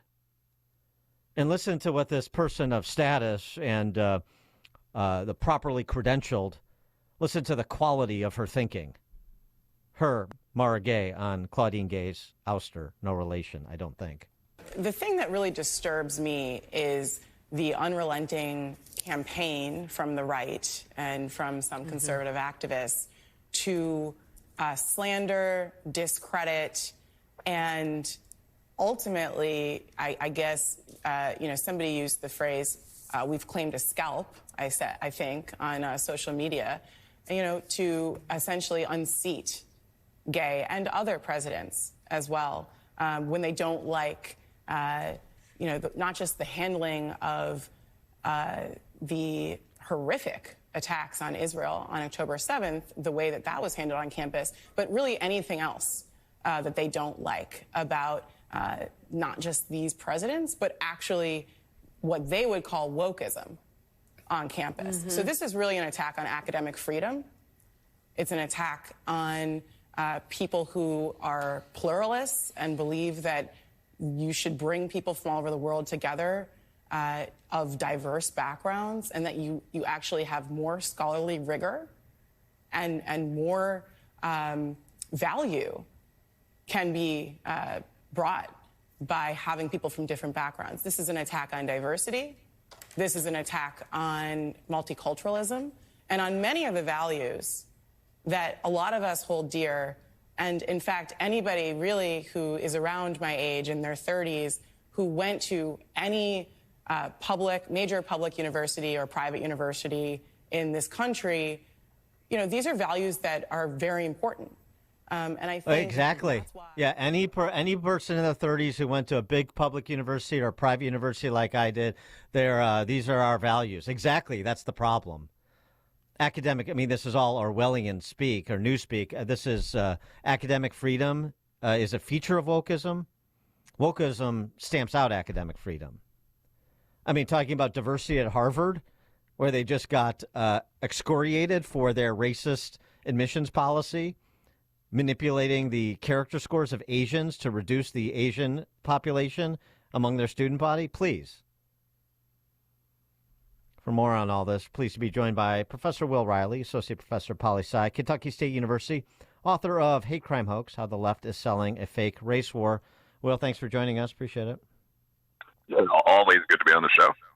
So, Bill Ackman, am I being too hard on billionaire Bill, or should we be celebrating, or what do you think?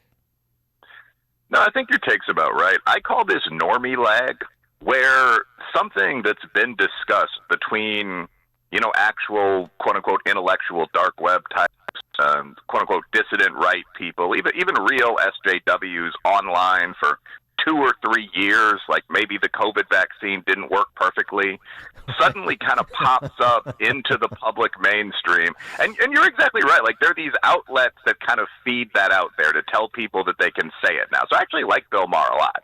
But he's the classic guy that does this, right? Like, okay, maybe we can admit we've gone too far, the Atlantic magazine, so on down the line. So that's kind of what this is. Ackman, I read his Twitter post. It's about 4,000, 5,000 words long. It's an essay. And he goes into this discussion about how he loves diversity and he's not a racist, but he suddenly realized that DEI in the corporate sense, affirmative action, is problematic. And, my take on that is good. You can handle that from the left side of the fence. But, yes, it is correct that many, many people have said this for years now, and it's a pretty obvious point. Well, and Ackman, he did all that work writing, those 4,000 words. And in just a few hours, Al Sharpton's group, National Action Network, they're going to pick it outside his office to protest his involvement in the firing of Gay. Yeah, but the problem I have with that is, I mean, that gives Ackman a credential he doesn't deserve. Like he's some important theorist or commentator on this issue, and he's a complete novice. He's a cipher, frankly. Yeah, I do think it's a little harder to come out against these things if you're on the political left. Like if you're a good Democrat, if you work for Pershing Square, if you're on the board of Harvard, you're focused in the humanities. So, I mean, like if I say, affirmative action, just like legacy programs, is a vehicle that puts a lot of unqualified people in the upper middle class, no one really cares. I'm a right-wing writer. No one's going to come down to Kentucky and, climb a hill and pick it outside my house, But I mean, like, if you're Bill Ackman, if you're Barry Weiss, it takes genuine chutzpah to say the New York Times is slanting way too far to the left. They're publishing pieces that are really damaging their credibility, our credibility for her at the time. You're censoring U.S. senators in the op-ed pages. I mean, that's why Barry Weiss was removed from the publication. So, yeah I mean, Ackman is going to – they're not going to go picket Fox News with those armed guards. I mean, he's going to be the guy who has, the chanting protesters outside his office scaring the staff. So it's harder to be, what would it be, a heretic than just an atheist. It's harder to reject what all of your own team is supposed to think. So, yeah, he's a kind of a windy guy, but kudos to him for saying that. Yeah, I mean, I just, it's like, first of all, I don't trust that he's really made a move. I think this is, the timing of this. And I don't trust that he won't make a move back. The fact that he's even on that side speaks to a complete lack of critical thinking and self-reflection. And I'm sorry, you're a billionaire. And you're worried about Al Sharpton. Oh, I don't know. I got to consider whether I'm going to say what I know to be true, because Al Sharpton and a couple of goons may protest outside my office, and to say what I know to be true in the face of that is courage? No, I don't think so. Not to meet the moment. If you believe that this is the threat that it is to free society, not just free enterprise, but I mean freedom writ large, then, I mean, the idea that I have to suffer a couple of slings and arrows at a cocktail party hosted by Schlussenberger or somebody else, I mean, that is not courage to me. No, that's I just no. That's not a big deal. It's not battlefield courage. Yeah, I mean, he's writing op-eds. I think he'll make it. I think he'll get through to the next day. Yeah, no kidding. There is that question of, will you come out against the craziest things that your own side says?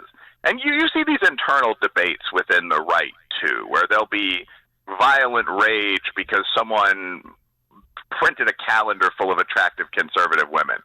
Or there are, real discussions in fairly mainstream states like Indiana of, should we oppose abortion starting after conception? And I think there are a lot of people that frankly think a lot of fairly mainstream positions, at least online, are insane.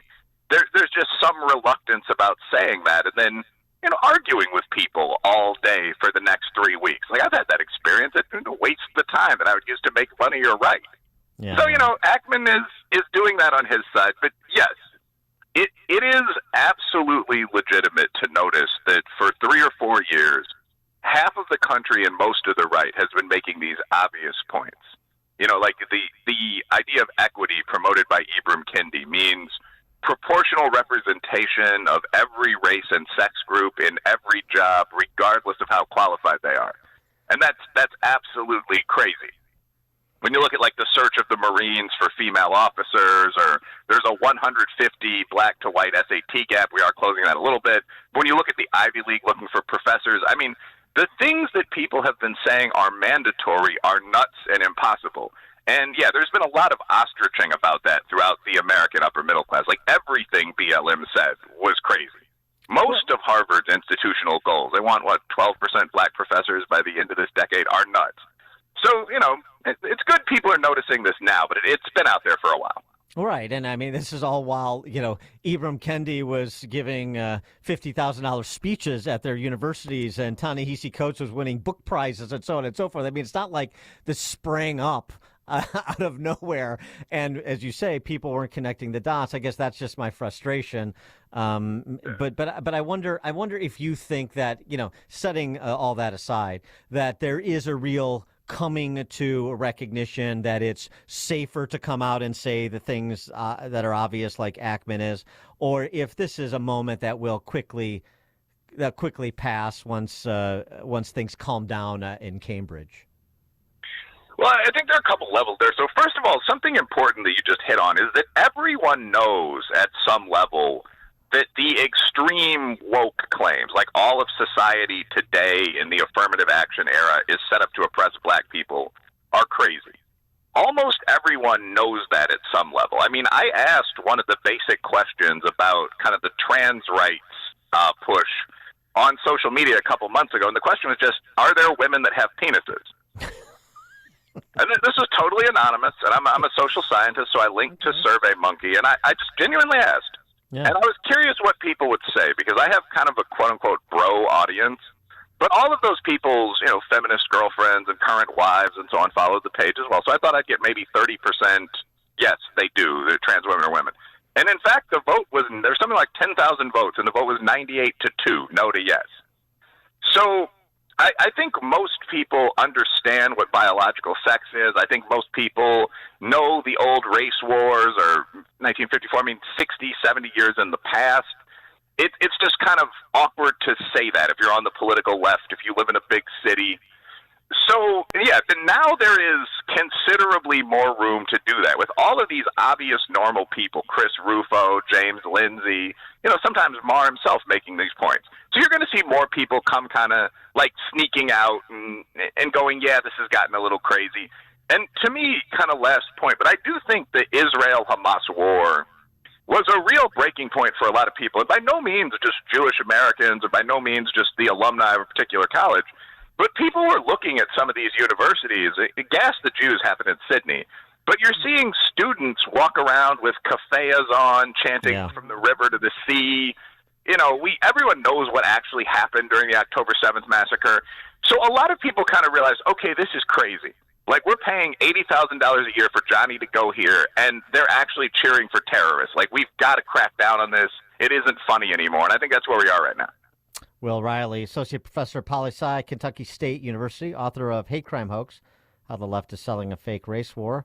Will, thank you as always. Appreciate it. Thank you. Thank you. And he joined us on our turnkey.pro answer line. Chicago's Morning Answer with Dan Proft and Amy Jacobson on AM 560. The Answer.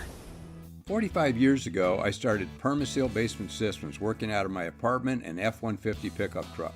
Today, we've helped over 500,000 people in greater Chicagoland make their homes healthy and more valuable. Hi, I'm Roy Spencer. I'd like to thank all of you who have trusted Permaseal and reassure you that your trust is well placed. You can trust Permaseal to use only our own professional employees that will respect you and your home. Trust that we will deliver the best value, using fair book pricing so you don't have to negotiate to get the best deal. And trust Permaseal to always stand behind our work and our word. This January, we're celebrating with an anniversary sale offering 10% off all our services or up to 24-month interest-free financing, waterproofing, crawl space encapsulation, structural repairs, even our new attic insulation service. Be sure to call by January 31st to get great savings and great service. 800-421-7325, 800-421-SEAL, or visit permaseal.net.